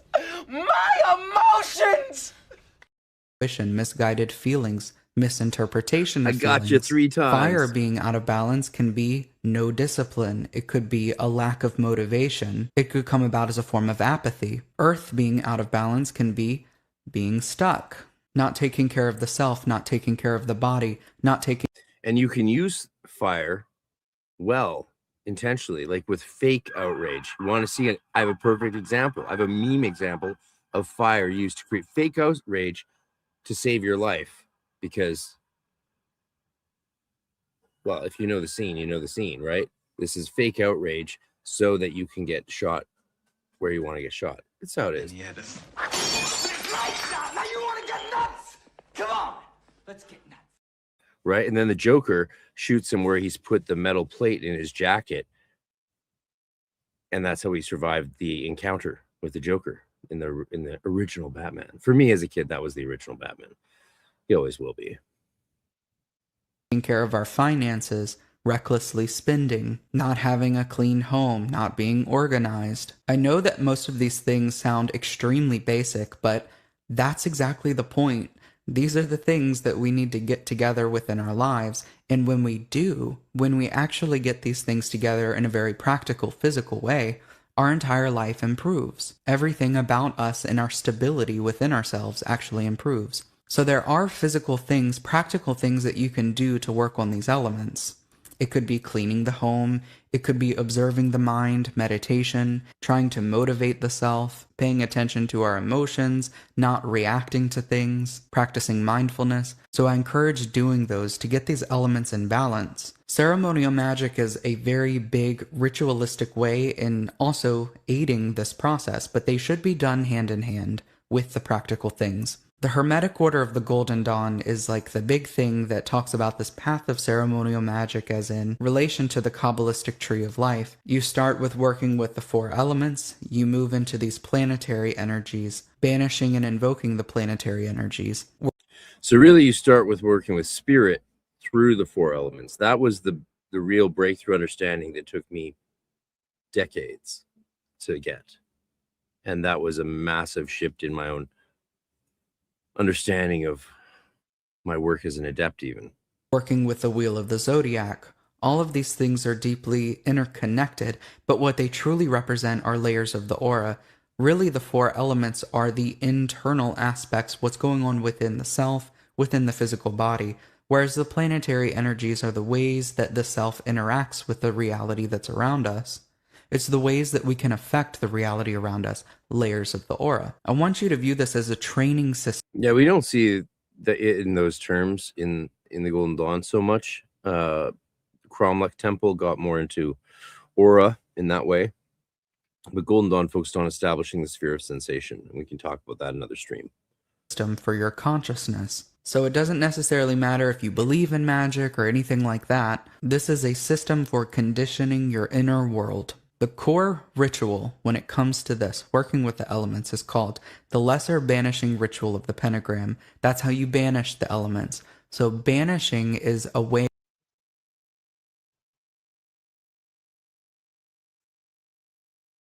So you banish the elements. of purifying. It's not just removing the elements. So interesting that is how the ritual got changed. It is so interesting. Halfway through this, we're going to look at an original manuscript, or maybe at the end. I don't know. But we'll look at the original manuscript to compare. Maybe we'll do it sooner rather than later. But yeah, I like a lot of this guy's approach, actually. But yeah, he's going to say some wrong things, and I have some cool memes for that. From your life, but it's removing the impurities within these elements. I have taught this ritual within my Intro to High Magic. So that's, I think, a big thing is this idea that we're pure in removing the impurities of the elements. If that was true, then you know you wouldn't be falling back. You wouldn't. It's more about learning to balance the elements. Otherwise, because people, you know, people are like, oh, if you're an adept, then why do you still get angry like you used to, or why are you still a slob like you used to, or why do you still show up late to everything like you used to, right? This expecting for some ontological permanent shift in your entire persona, your entire, like, and so that to the extent that you never slip back and err in the ways that you err, that's the really destructive misunderstanding that we've developed, I think, a little bit too much in the modern times. This idea of perfectionism, or the perfecting of the self, and to the extent that you no longer are human. I mean, you want to be more than human. You strive to be more than human, but you're always going to be Deus et homo, right? God and man is the Hermetic idea, very strongly in the Hermetic tradition of being like God. And I think it's a lot healthier if we begin to develop an understanding of balancing the elements. That way, it's an ongoing process that we participate in, rather than the idea of like, well, I've done Zelator, so obviously I'm in perfect health now. It's never true. So, but overall, this guy's doing a great job. Of course, and pretty much everybody that I've taught it to has said that this has helped them feel more stable within their consciousness, or they feel like things don't bother them as much as they used to. Thanks for the super chat. I don't know. A strong belief in magic definitely helps. Did I say otherwise? I think, of course. I mean, belief. I mean, I'd rather stick to evidence, but belief is good. What did I say that made you think I didn't believe a strong belief in magic helps? Or did he say something? Again, by the time I see your comments, I've already moved on from what you heard me say, so a little context is helpful for me. And you can put that in a comment under the super chat, and I'll see it, because I know super chats limit characters. And that this has just been generally helpful for them, and they dive a little bit deeper into other occult rituals. This is the same thing that really happened for myself too. It was really interesting when I started performing this ritual. I stopped doing certain behaviors that I knew were toxic or just not useful for myself. And that doesn't mean that when you start performing this ritual that you become a perfect person, because it's far from that. But you do. Yes. Yes. He nailed it.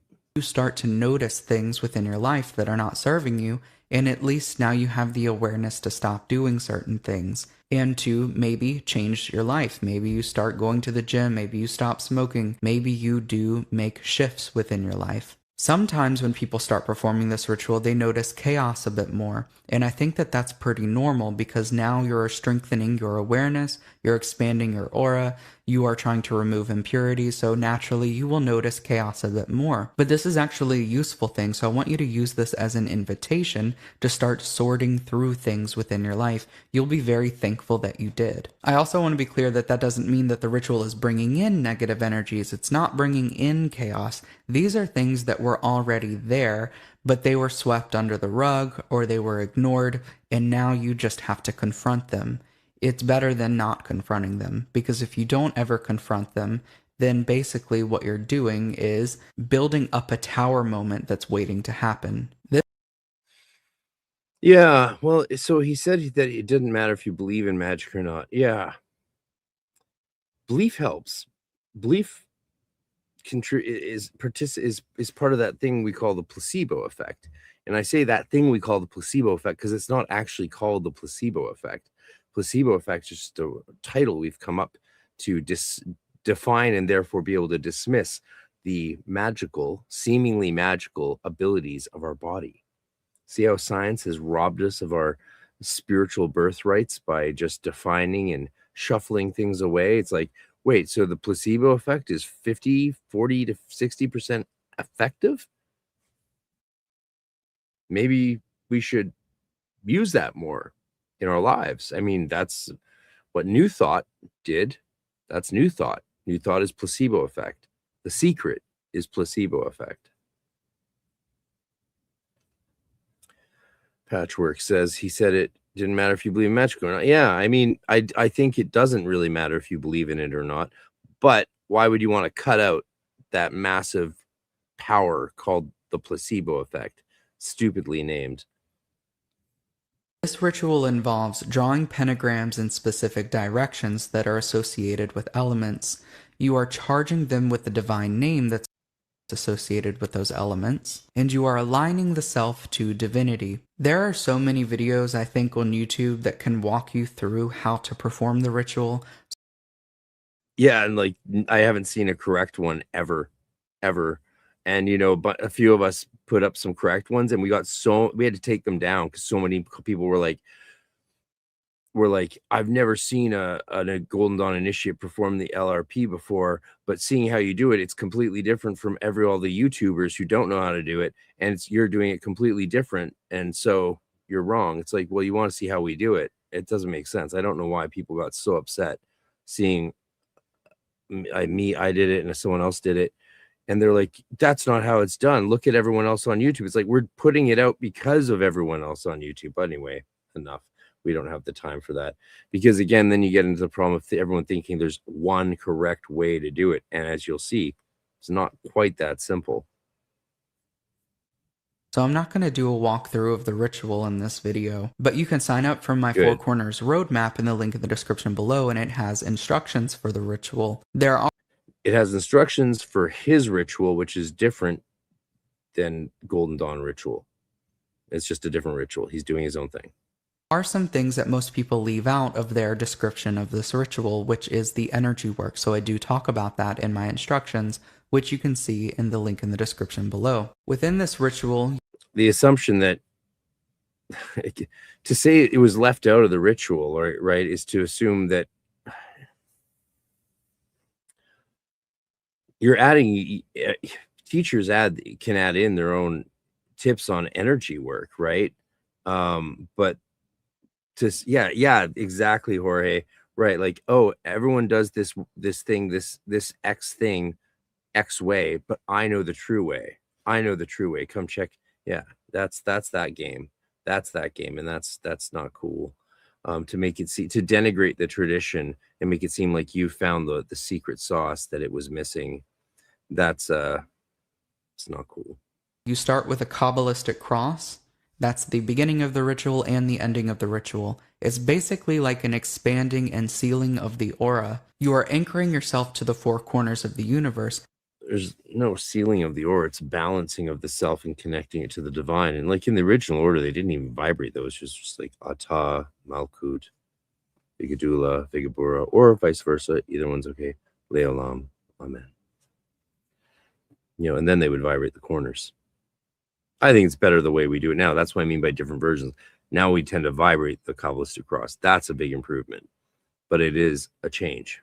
And expanding the aura. After the Kabbalistic cross is where you start in the east and you draw the blue flaming pentagram that's associated with air. You charge it with the divine name, Yud-He-Vah-He. You start drawing white line from the center of that pentagram to the center of where the next one will be in the south, and you draw the next blue flaming pentagram. And you will charge this one with Adonai. Then you will draw from the center of that pentagram to where the center of the pentagram will be in the west, associated with water. You draw the blue flaming pentagram and charge it with the divine name Eheye. Then you will connect the white light from the center of that pentagram to the next one in the north, associated with earth.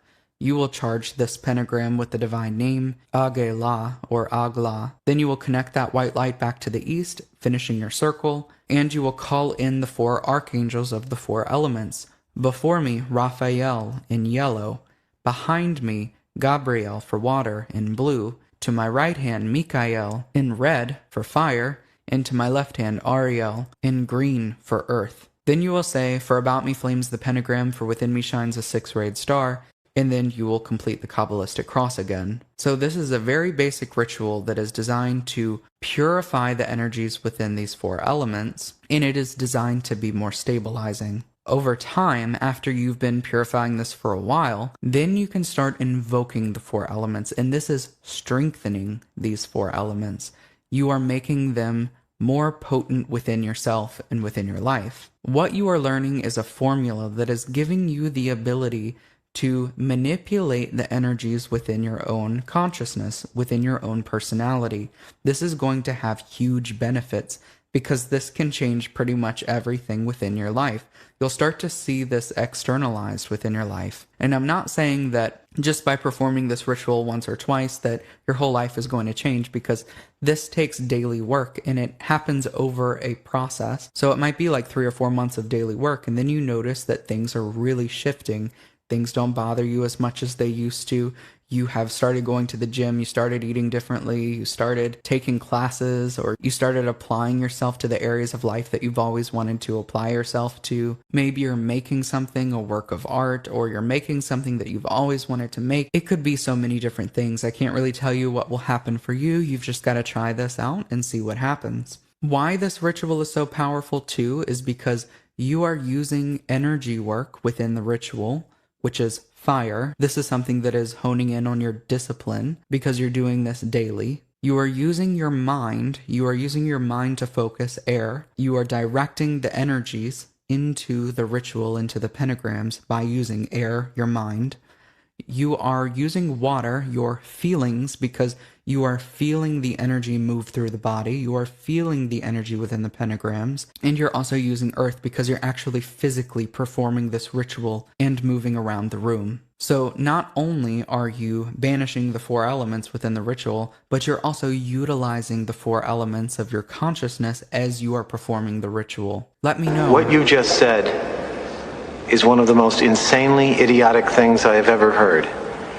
At no point in your rambling, incoherent response were you even close to anything that could be considered a rational thought.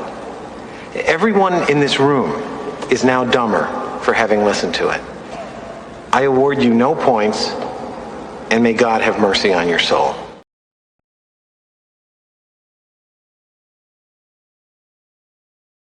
It's not that bad. I just, we're having fun. Wind it back a bit. Room. So not only are you banishing the 4 elements within the ritual, but you're also utilizing the 4 elements of your consciousness as you are performing the ritual. Let me know. I'm so curious if any of you guys have performed this ritual before. It's an If you've been interpretation. performing it for a while, what are the effects that you've had? Also, what elements do you feel like you're stuck on? What are the things that you're trying to do to overcome them? Has this helped you feel more stable? Has it brought any clarity to your life? If you're interested in diving deeper, check out that 4 Corners roadmap linked in the description below. I made this with a lot of love and a lot of care, so I hope that it is helpful for you guys. And I hope that there was something new that you were able to take away from this video. If so, please hit the like button, leave a comment, subscribe for more content. Thank you all so much for watching. Until next time. Become a living god. I am a golden god!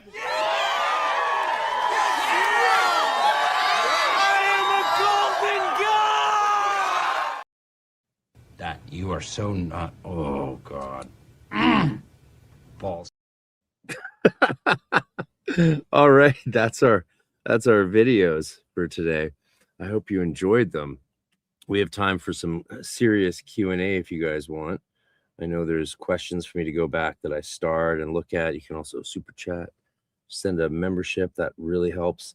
So let's get into it. Yeah, let's look at what we got. We'll start from the most recent. It depends on where you are in your studies and practice. That's your tradition, right? Yeah, exactly.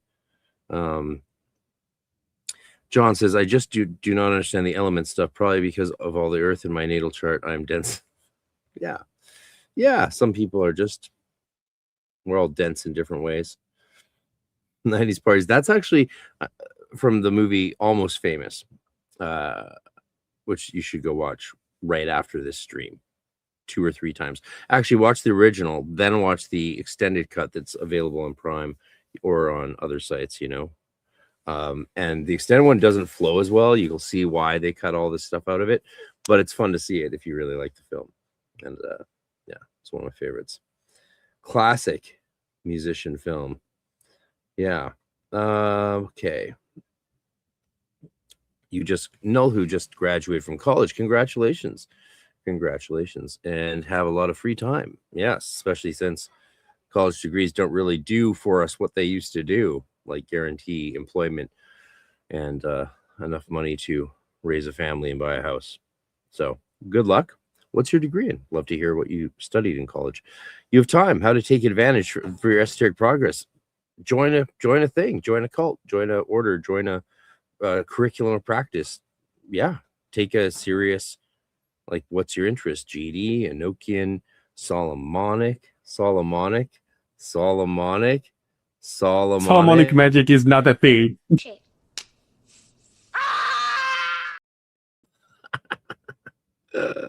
So it depends on what your interest is, but yeah, let me know. We'll talk about it in the chat right here, right now. All right. Okay, so I think I've started some questions. Let's see what. Crowley managed. Yeah, Harry Ransom. I've got other things to do this trip. I'm not gonna go check out the Harry Ransom this trip just because I have too many people to see, too much to do. Gotta be great to have as many of you guys there as possible. We already covered that one. Thank you again for all the generous stuff. Yeah, it's an expensive period of time this next month for me. So if any support is much appreciated and will help me set things up for success for the rest of the year. Bright white, not blue. You're doing it right. Yeah, that's good.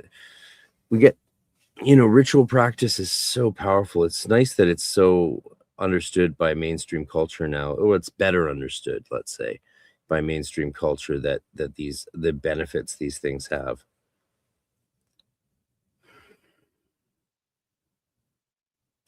Yeah, blue's water.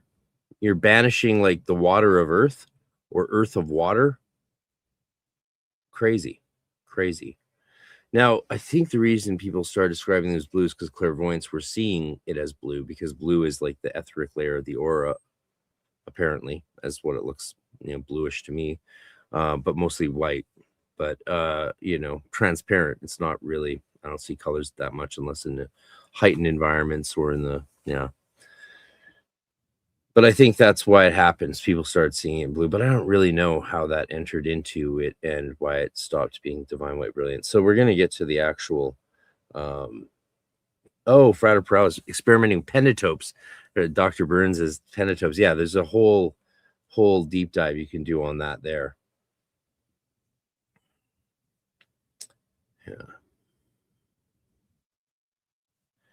Yeah, Liam.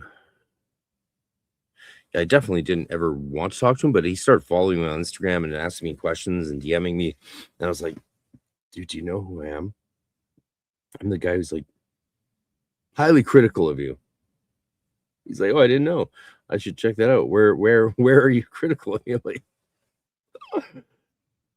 it's been a while. It's been a while. And it started because people were reaching out to me saying, why is my life falling apart at the end of his system? And a lot of people have done that. And it's hard to help them because they feel like they've come so far, and all of a sudden they hit this wall.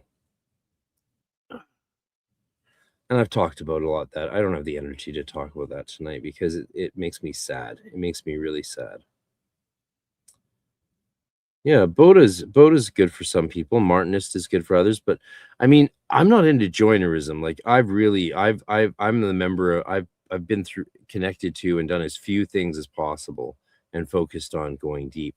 People don't understand. I talk to adepts in other orders and or in orders, and they're like, "Oh, you should do this and you should do this." It's like, why? I'm like, they're like, because I'm doing all this. It's like, how are you going to get anywhere in the Golden Dawns? I have ambitions to go deep in my own spirituality in this system, and I see people doing multiple things all at the same time. Like they got their priestly work, they got their Martinism, GD, Masonry, a lot of people like that.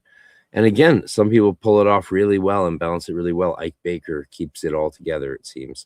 But I know a lot of people just are you can't do it all. So since you can't do it all, you're inevitably going to make a sacrifice. So do what you love, go where you want to go with it, and peace be with you. Peace profound. Thank you so much for all the support tonight, everyone. That's really appreciated. And I will hopefully be able to follow through tomorrow, depending on how the day goes, with my memorial live stream talking about, a different sort of understanding of the past. And that'll be quite fun and personal. I'd really like to enjoy that with you all. Thank you, Jacobus, for the memberships. That is very helpful. Much appreciated.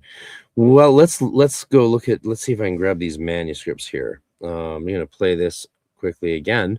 while I look for this. Try and pull up these manuscripts. All right.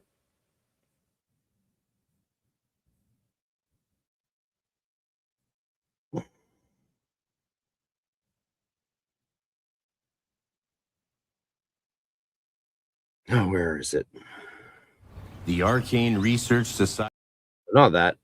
Silly me. Where'd it go? There we go.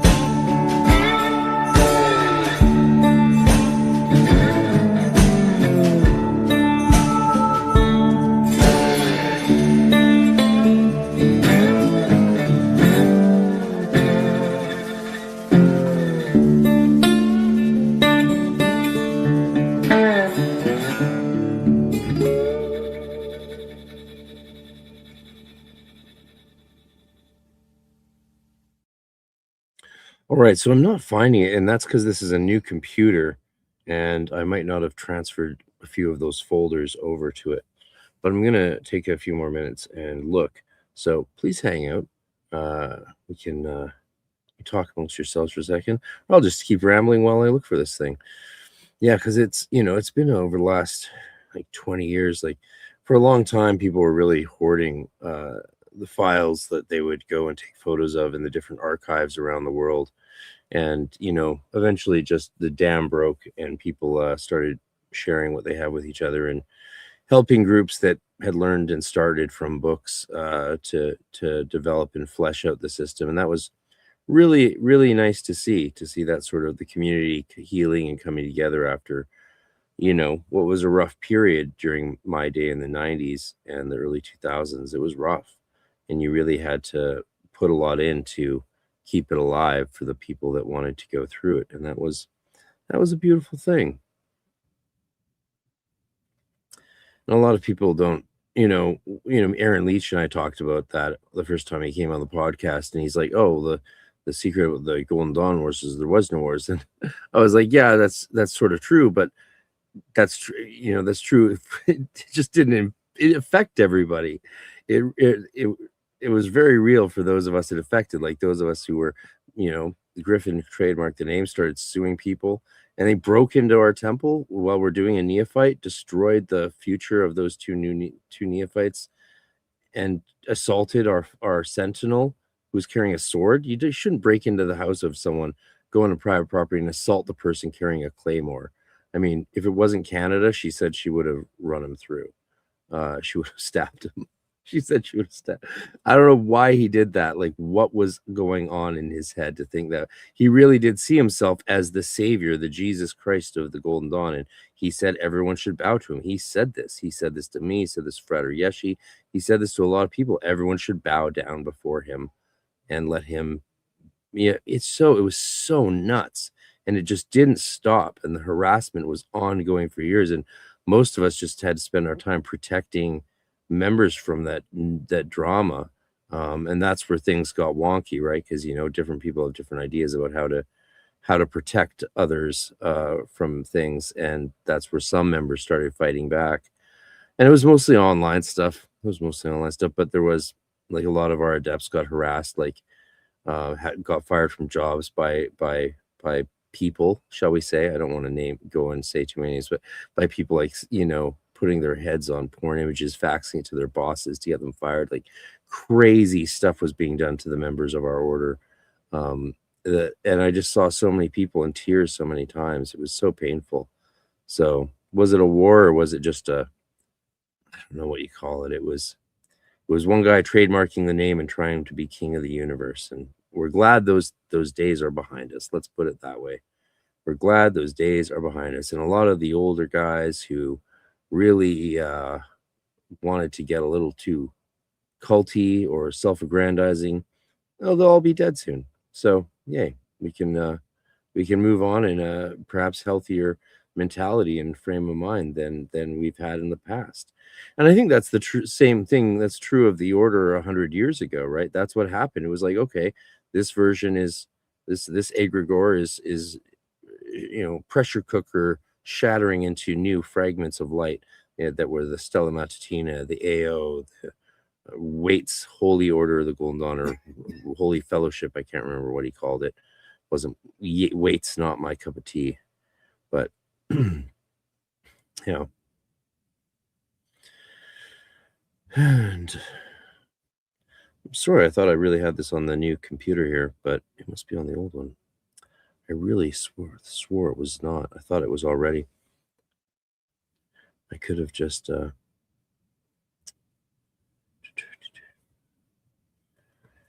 Any other questions while we're waiting? Get me a question to start talking about. What is happening in the chat?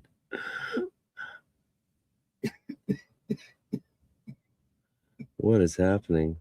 Any thoughts on the Alpha et Omega GD groups? What is the Alpha et Omega GD groups? I mean, I'm not aware of any Alpha et Omega GD group.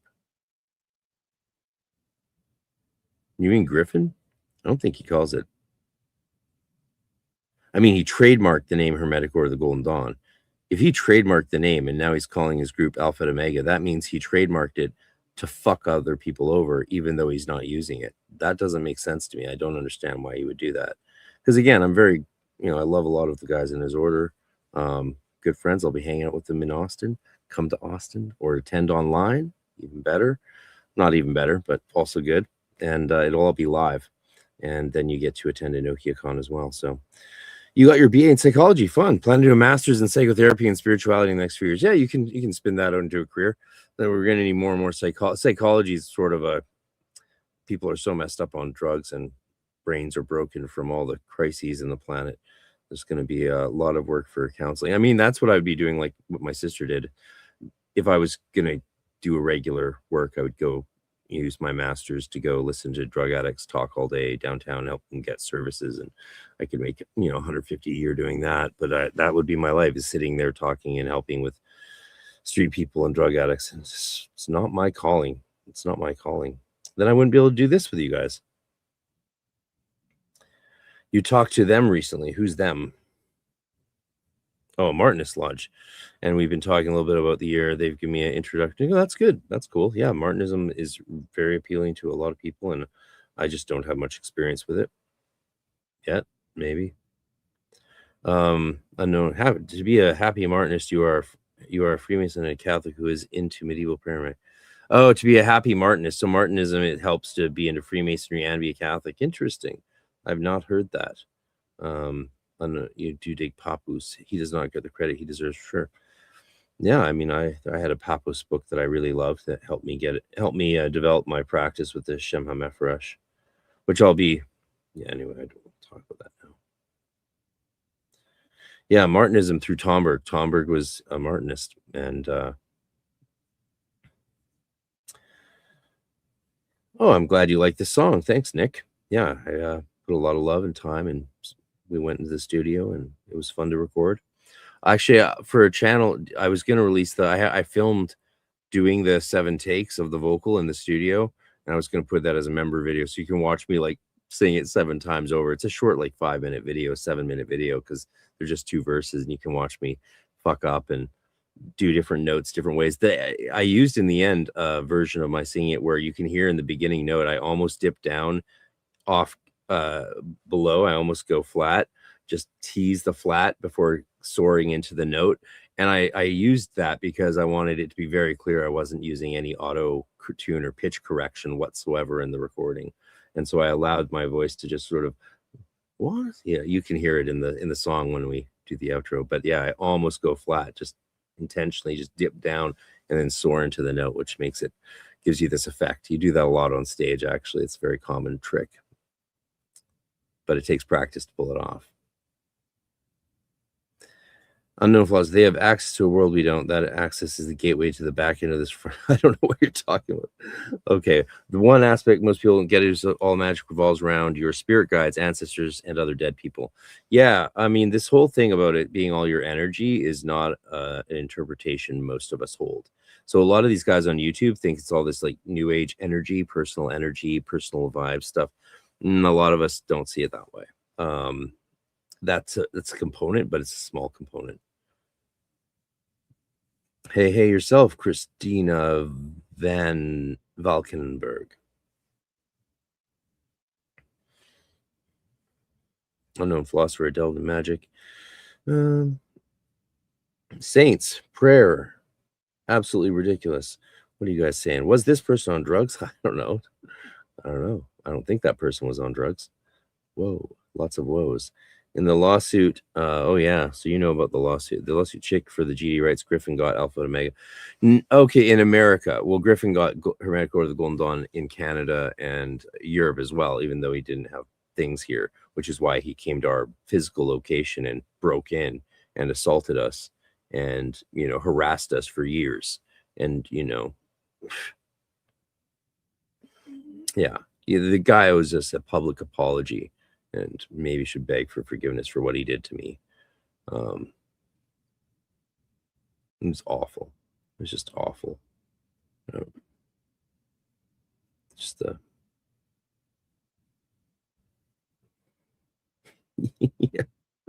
yeah, of course you can do whatever you want.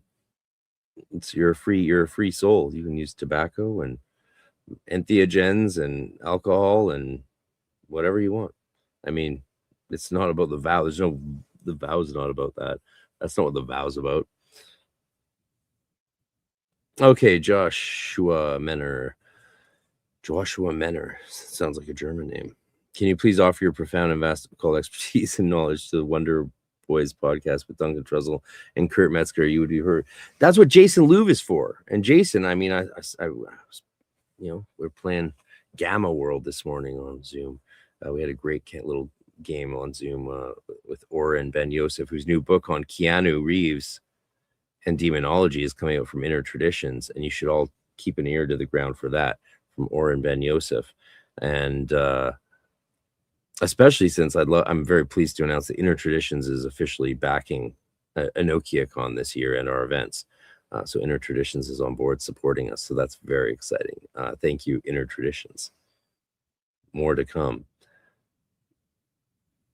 Yeah, just don't get totally out of your mind. I mean, the neophyte vow doesn't have any prescriptions on lifestyle, sex, drugs, or anything like that.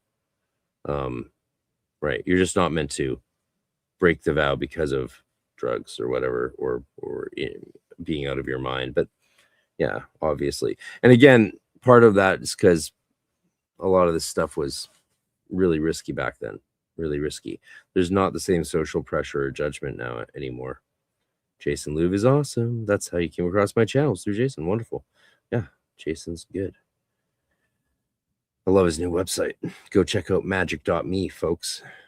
He is very good at what he does.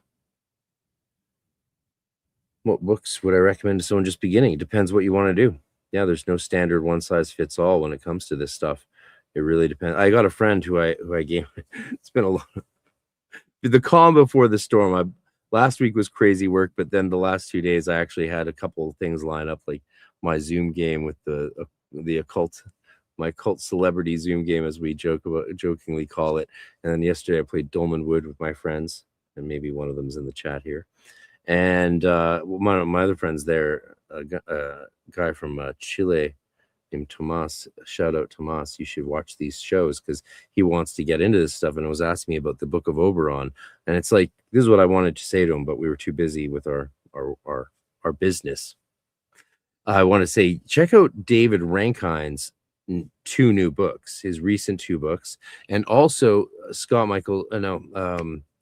Jake Stratton Kent's Night School books for learning beginning conjuration. Those are great for doing beginning conjuration. Of course, my Enochian course, go to enochiangrimoire.com to have a very smooth, safe, easy introduction to Enochian and Grimoire magic. It's excellent. And you can use code DRDYE for 20% off at enochiangrimoire.com. And there's support. And you also get all future addenda, including, like, it's a Enochian curriculum you get access to. So it'll include the Watchtower work that I do and the Aether work that I do. But right now we're focusing on Heptarchia, and I've got a huge new piece coming at the end of the year in that. So it's access to a curriculum indefinitely, and the community of people, a lot of the people who have done it. So that's some good stuff. Yeah, or being influenced by others. That's a part of the vow. I mean, yeah.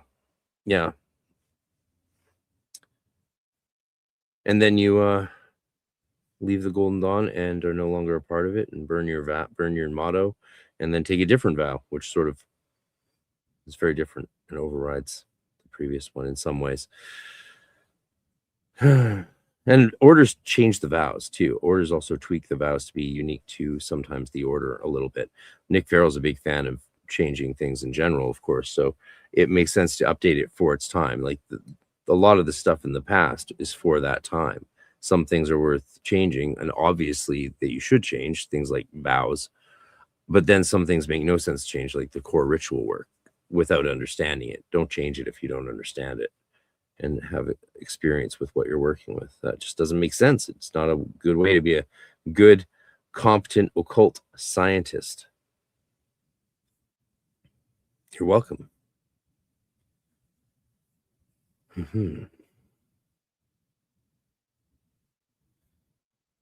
All right. Well, this has been fun. I seem to not be able to find these manuscripts. What did I call it? It's just a labeling issue. I relabeled it so it would be easier to find, and then forgot how I relabeled it. Yeah. This is why you shouldn't change the. Let me see. Rituals Volume 1.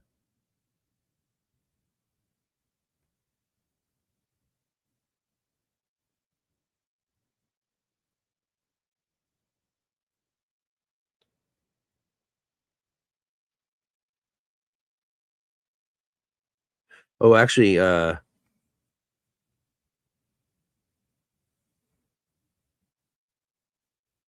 here you go. I mean, so actually this, what I said earlier is wrong. I said that the Cobblestone Cross was just spoken and not vibrated. No, I guess it was vibrated in the early days. Some people say it wasn't, and it does say Ata, say Malchut, say Vegabura, say Vegadula. But like, here we go. Here's a, let's pull this one up.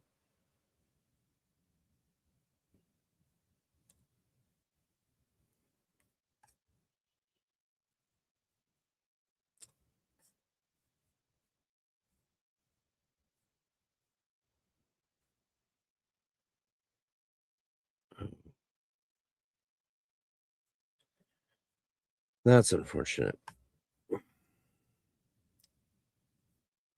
Okay. Find it now. Oh no, I can't share that because it's a. All right, I'll have to plan that better next time. I just wanted to get through those 2 videos. Yeah, we have a supercharged media egregores. We do. What's my experience with DMT and spirits? See my podcast. I've literally covered all my experience with DMT and a lot of my work with spirits on the podcast. Start with ones that have the DMT in the title or spirits in the title. And again, just I've done that body of work so you can all explore it. And yeah, I'll talk more about it in the future though on a future stream. I'm not going to repeat so much the DMT stuff because we've recriminalized it in British Columbia. It's now illegal again. And Canadian, our new censorship bill is crazy and allows them to. That's why channels like mine can't grow. It turns out it's really, it's direct interference from the Canadian government through regulations of YouTube, of Google, of Facebook.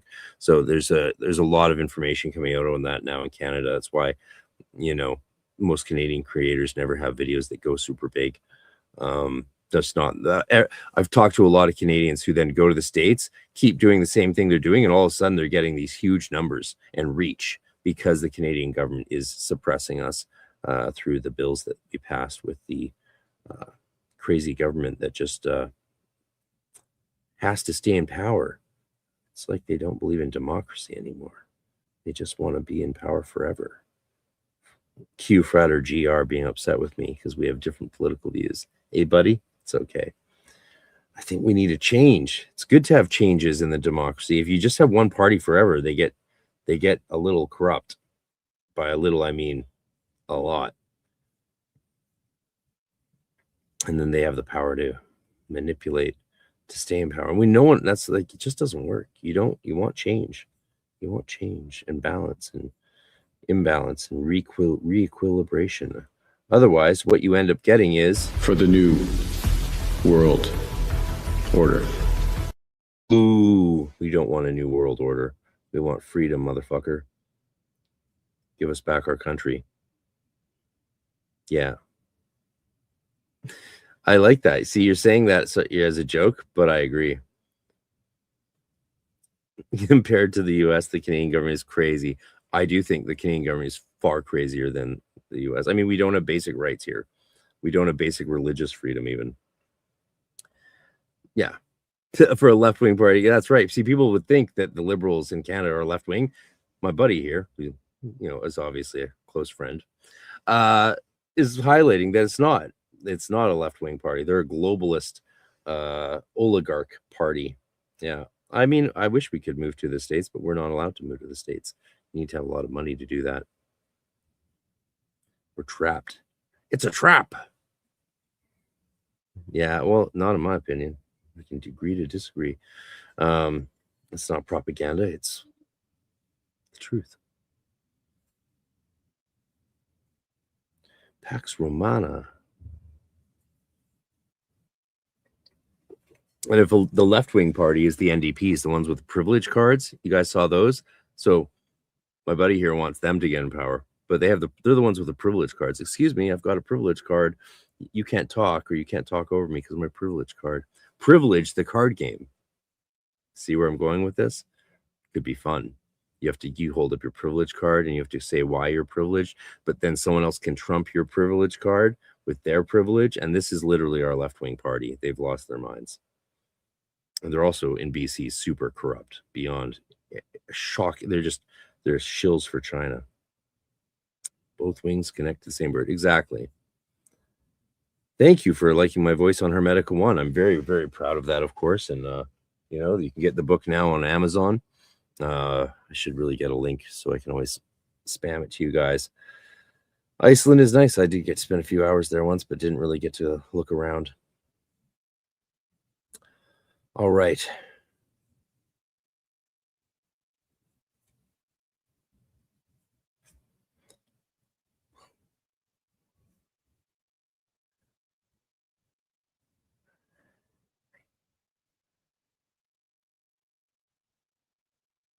You got the audiobook of Hermetica. Thank you. Yeah, I'm very proud of it. I did it as a gift to Dr. Litwa. and he's kind of kindly shown his respect and love in return in the publication of the book, in the definitive edition from Fount Publishing, which when you get a copy, you'll see what I'm talking about. Frater GR says, you're literally repeating talking points given to the conservative. Blah, blah, blah. Yeah, we can agree to disagree.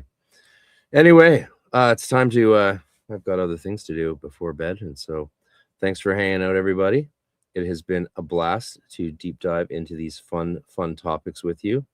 And last shout out for our friend, go check out the Lord Manticore occult training blog on Substack from Nick Farrell and Paula Farrell, and also check out their YouTube channel, which is just relaunched.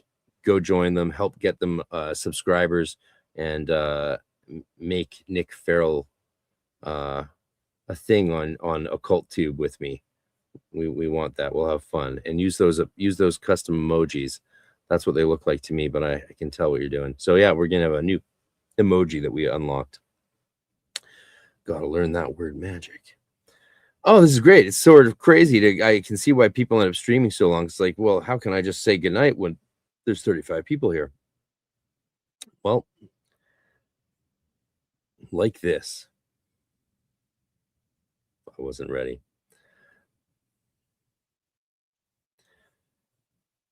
Time is running out, and I want to see the Lord. The Lord, the Lord, the Lord, the Lord. St. Louis, yeah, where are you guys from? Shout out where you're from. And please like and subscribe, comment below the video, help juice it in the algorithm, go through my other videos. If you can't donate super chats or memberships, then go through my videos and like a bunch of them, comment on them, watch them. But even just liking actually changes lives these days with the new algorithm. St. Louis, I know you don't pronounce that way, but that's cool. Yeah, well, I'm so excited to get back to the States for the first time in 6 years and get out of Dodge, more importantly, for the first time in 6 years. Vancouver's heaven on earth in a lot of ways, but it's also, we've hit rough times. All our music, a lot of our venues are gone. A lot of the artists were forced out over the last 16 years, 10 years mostly since the Olympics. Rough times, and it's sad. And a lot of us are fighting for it in our own ways, but it's pretty hard. You're going to play some Re9 I don't know what that, I don't speak gamer. I'm not a gamer. Speaking of that, maybe I'll just play some. No, I got work to do. I play a game. Let's see. Who knows? I do have a game now. I have a game. It's called Baldur's Gate 3. I finally got around to playing it.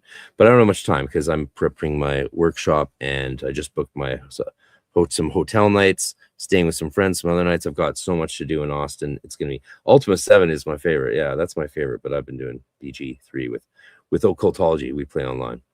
So maybe we'll just do a couple hours, and we'll see. Probably will. I got more laundry to do. So it's a good excuse, right? You're doing laundry, playing video games. That's the time to do it. That's how you do it. Just make sure you have time for your evening prayers, ablutions, and yeah, you should.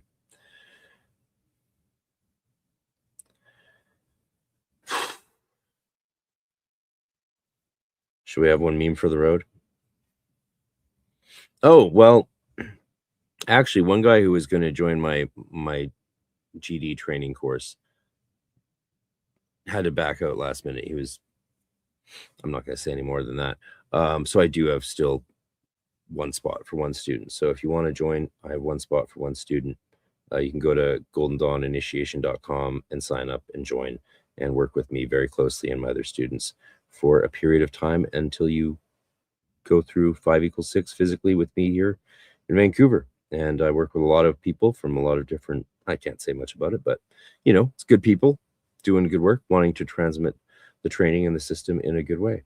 And so here's a little promo about that and what you could expect if you do want to do Golden Dawn training with me. Again, I have room for one more person because someone just last minute had to give it a bit more time in between what they were doing previously and what they're doing now. Let's put it that way. It's good to take breathers before going from one thing to the next. That's not a foolish thing to do at all.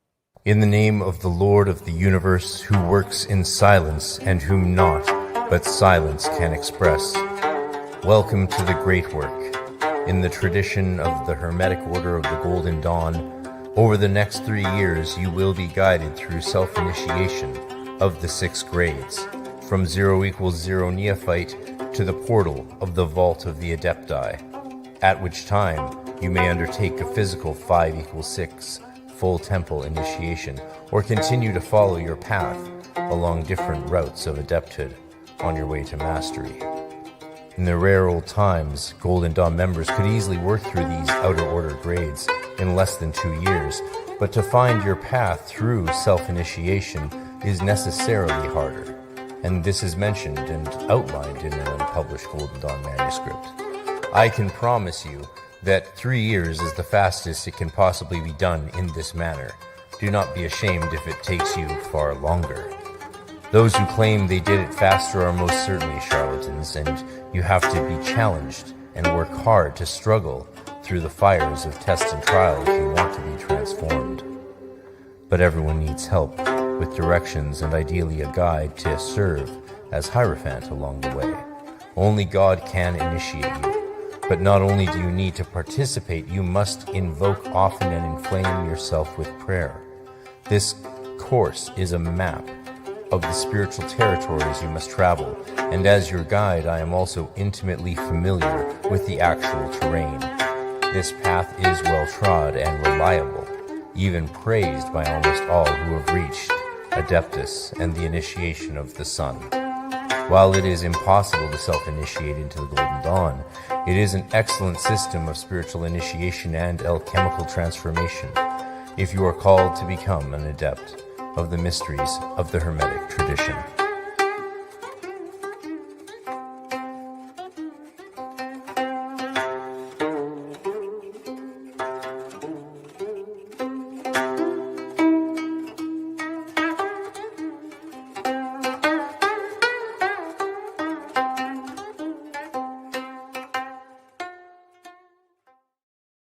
All right, so let me know, and that's what I'm up to.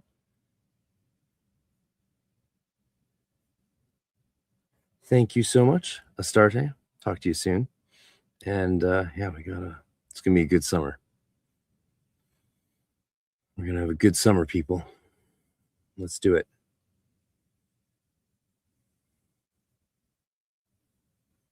One more time, a little Delta D blues.